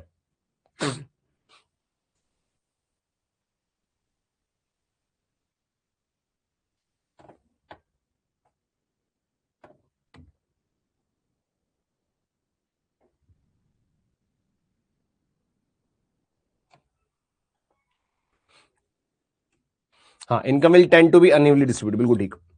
क्या पढ़ा हमने कि डिसएडवांटेज बताना, allocating resources using market system. अगर मार्केट सिस्टम से एलोकेट करते हैं रिसोर्सेज को तो income will tend to be unevenly distributed, यानी हम कैपिटलिस्ट इकोनॉमी की बात कर रहे हैं, यहां पर अनइवन डिस्ट्रीब्यूशन होता है, ठीक है जी। 24 buyers ultimately determine which goods, से दो सिंपल क्वेश्चन आ गए, एक ही बार में आंसर आना चाहिए इसका, कि बायर डिसाइड करेगा कि विच goods and services will be produce and in what quantities. The given statement किसका मीनिंग है, किसकी डेफिनेशन है, ये बच्चे ने डाउट भी पूछा था मेरे से, राइट इसी को तो हम कंज्यूमर सोवरेनिटी कहते हैं, कि कंज्यूमर जो चाहेगा, कंज्यूमर जो बोलेगा वही होगा, यानी कंज्यूमर इज द किंग, और कंज्यूमर मतलब बायर, तो बायर अल्टीमेटली डिटरमाइन करता है कि क्या चीज प्रोड्यूस होनी चाहिए और किस क्वांटिटी में होनी चाहिए। शाबाश, बहुत ही बढ़िया, शानदार बच्चों। In a dash the producer is free to set up any type of firm produce goods and services of his choice. दिसंबर 23 में बताओ, अपनी चॉइस के हिसाब से चलेगा, वो किसमें कर सकता है ऐसा? 25 फटाफट, बिल्कुल ठीक। ए, कैपिटलिस्ट इकोनॉमी में ऐसा हो सकता है कि प्रोड्यूसर अपनी मर्जी से सेटअप करेगा, कोई जरूरत नहीं किसी से पूछने की, कुछ करने की, कोई परमिशन लेने की, सीधा जो मन करेगा वो सेटअप कर लेगा। तो ऐसा किसमें होता है? कैपिटलिस्ट इकोनॉमी में। सिंपल क्वेश्चन है, चैप्टर आप लोगों को मुझे लगता है कि अब जाके तो सिंपल लगने लगा होगा, मतलब क्वेश्चंस देख के तो आपको एटलीस्ट लग रहा होगा कि ये चैप्टर तो हम कर देंगे अच्छे से, कि इस चैप्टर से तो कुछ भी पूछ लो में आता होगा सब, right. Which of the following is not a characteristic of socialist economy? Socialist economy का इसमें से कौन सा ऐसा है जो करेक्टर नहीं है, करेक्टरिस्टिक नहीं है? बताओ, किसकी बात हो रहे हैं? सोशलिस्ट की। सोशलिस्ट में इसमें से क्या नहीं होता? 23 एक्सप्लेन कर दूं अलीना, पीछे 23, चलो इसके बाद 23 देख लेते हैं एक बार अलीना, कोई बात नहीं। डी बिल्कुल ठीक। यहां पर हमने क्या कहा? सोशलिस्ट इकोनॉमी के अंदर कंपटीशन नहीं होता, कंपटीशन तो कैपिटलिस्ट इकोनॉमी में ज्यादा होता है। सोशलिस्ट तो कह रहा है जो हम दे रहे हैं वो ले लो, उनको कॉम्पीट करना ही नहीं, सीधी सीधी लाइन है, राइट। 23 से डाउट आया एक बार, 23 पे चल रहे, एक सेकंड, 23 था कौन सा वाला? अच्छा ये वाला।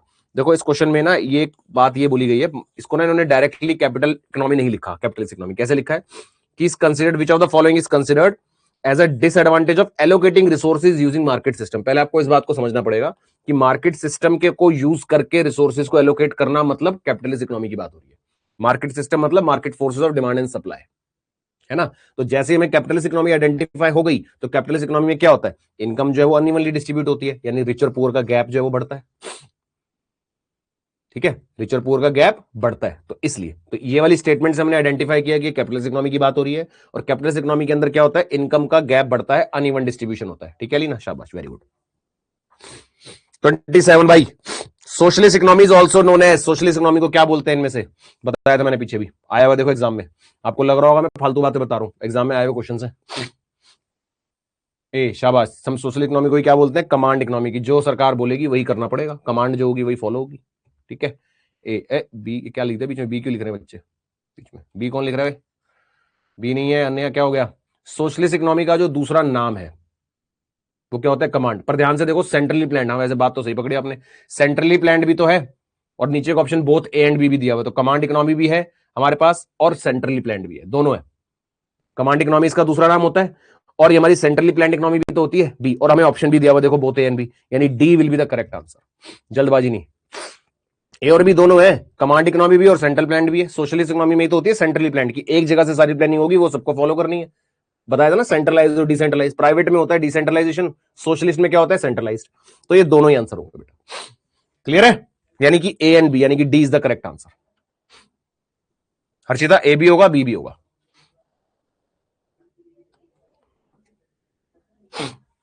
ठीक है, चलो शाबाश। Which of the following holds that a country can increase its wealth by encouraging exports and discouraging imports? कौन सा ऐसा कर सकता है इनमें से? थोड़ा सा अलग टाइप का क्वेश्चन है ये, पर सोचोगे तो आ जाएगा। एमटीपी में डाला हुआ था, मुझे लगा काम का, इसलिए मैंने डाला है।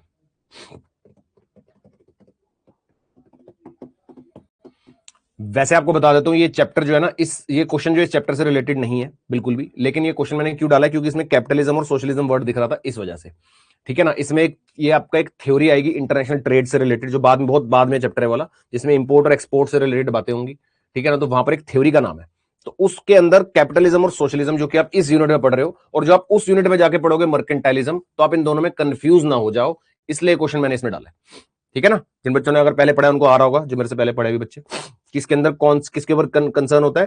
Can increase its wealth by encouraging export, यानी एक्सपोर्ट को ज्यादा करना और इंपोर्ट को कम करना। ये एक थ्योरी हमारी मर्केंटाइलिज्म, जो चैप्टर 9 में जाके आएगी, ठीक है ना। यहां पर मैंने क्वेश्चन फिर से बता रहा हूं क्यों डाला है, कि बच्चे इन दोनों को देख के कंफ्यूज ना हो जाए कि ये यूनिट 2 का क्वेश्चन है। ये यूनिट 2 का चैप्टर 1 का यूनिट 2 का क्वेश्चन नहीं है, ये उस वाले चैप्टर का है, क्योंकि इसमें इंपोर्ट एक्सपोर्ट वाली टर्म आ गई है, तो इसमें इन दोनों से तो कोई मतलब ही नहीं है। ठीक है बच्चे, चलो नाउ ये देखो क्वेश्चन दिसंबर 23 में, और ऐसा सा ही सेम लगभग सेम टाइप का क्वेश्चन आपके भी रिसेंट आया जनवरी 26 में। तो पहले आप ये देखेंगे, फिर उसके बाद वो देखेंगे। पहले इसको करके बताओ जल्दी से। मैचिंग करनी है हमने, कौन किससे मैच होता है और करेक्ट ऑप्शन उस हिसाब से सिलेक्ट करना है जल्दी से। कौन सी टाइप ऑफ इकोनॉमिक सिस्टम इनमें से कौन से वाले से मैच करती है 29 में?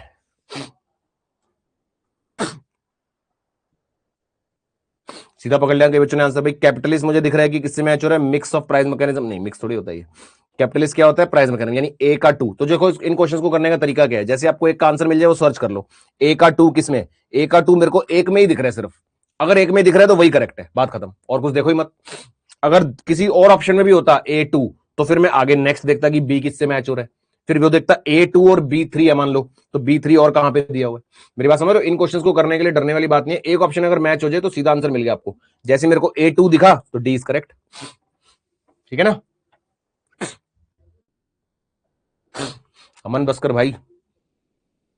नाउ ये लो जी, ये आपका अभी जनवरी 26 का क्वेश्चन है, मैच करना है इसमें भी फटाफट से। तन्मय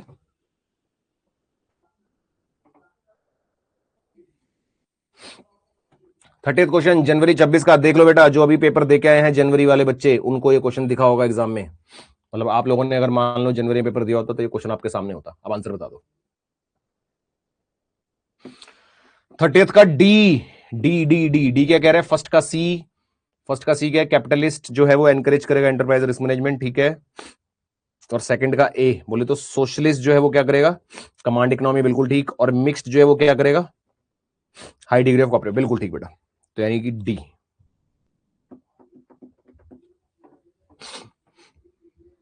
यार जो बच्चे फोन में देख रहे हैं ना, प्लीज इतना मत करो, उनको फिर कमेंट वो उसमें प्रॉब्लम आती है, ठीक है, ऐसे मत किया करो।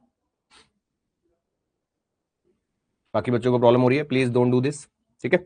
चलो जी, यहां तक बात समझ आई भाई, बड़े तरीके से चैप्टर का हुआ खात्मा with objective questions, with PYQ questions, झड़ी लगा दी, मजा आ गया। अब आप लोग बता दो फटाफट से, मजा आया कि नहीं आया चैप्टर में? ऐसा लग रहा है कि इस चैप्टर से कोई भी क्वेश्चन आगे तो कर देंगे, ऐसी वाली फीलिंग आ गई कि नहीं?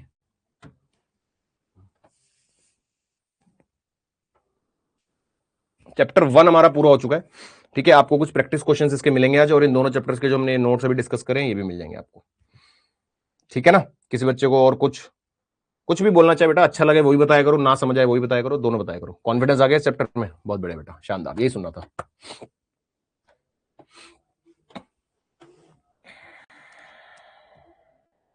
कोई बात नहीं शकील, फुल चैप्टर क्लियर, शाबाश। चलो बेटा इसी बात पे थोड़ा सा रेस्ट करने का टाइम आपको इसी बहाने आज ज्यादा मिल जाएगा, 5-7 मिनट का है ना। हमारा यूनिट खत्म विद क्वेश्चंस। बाकी क्वेश्चंस आप लोगों को मिल जाएंगे ऐप पे और प्रैक्टिस के लिए, और प्लस ये नोट्स आपको मिल जाएंगे। मैं कोशिश करूंगा आज की डेट में ही हो जाए, अभी जल्दी से जल्दी हो जाए, ठीक है, जितना जल्दी हो सकता है। चलो बेटा इजी था ना चैप्टर, चलो शाबाश। जो चैप्टर समझ आ जाए वो इजी होता है भाई, ये समझो। चलो बेटा इसी बात पे, अब मुझे लगता है किसी बच्चे को और कुछ बोलना है, कुछ करना है, तो इसी बात पे हम करते हैं सभा को, करते हैं बर्खास्त। मिलते हैं बच्चों नेक्स्ट, तब तक के लिए keep learning and all the best.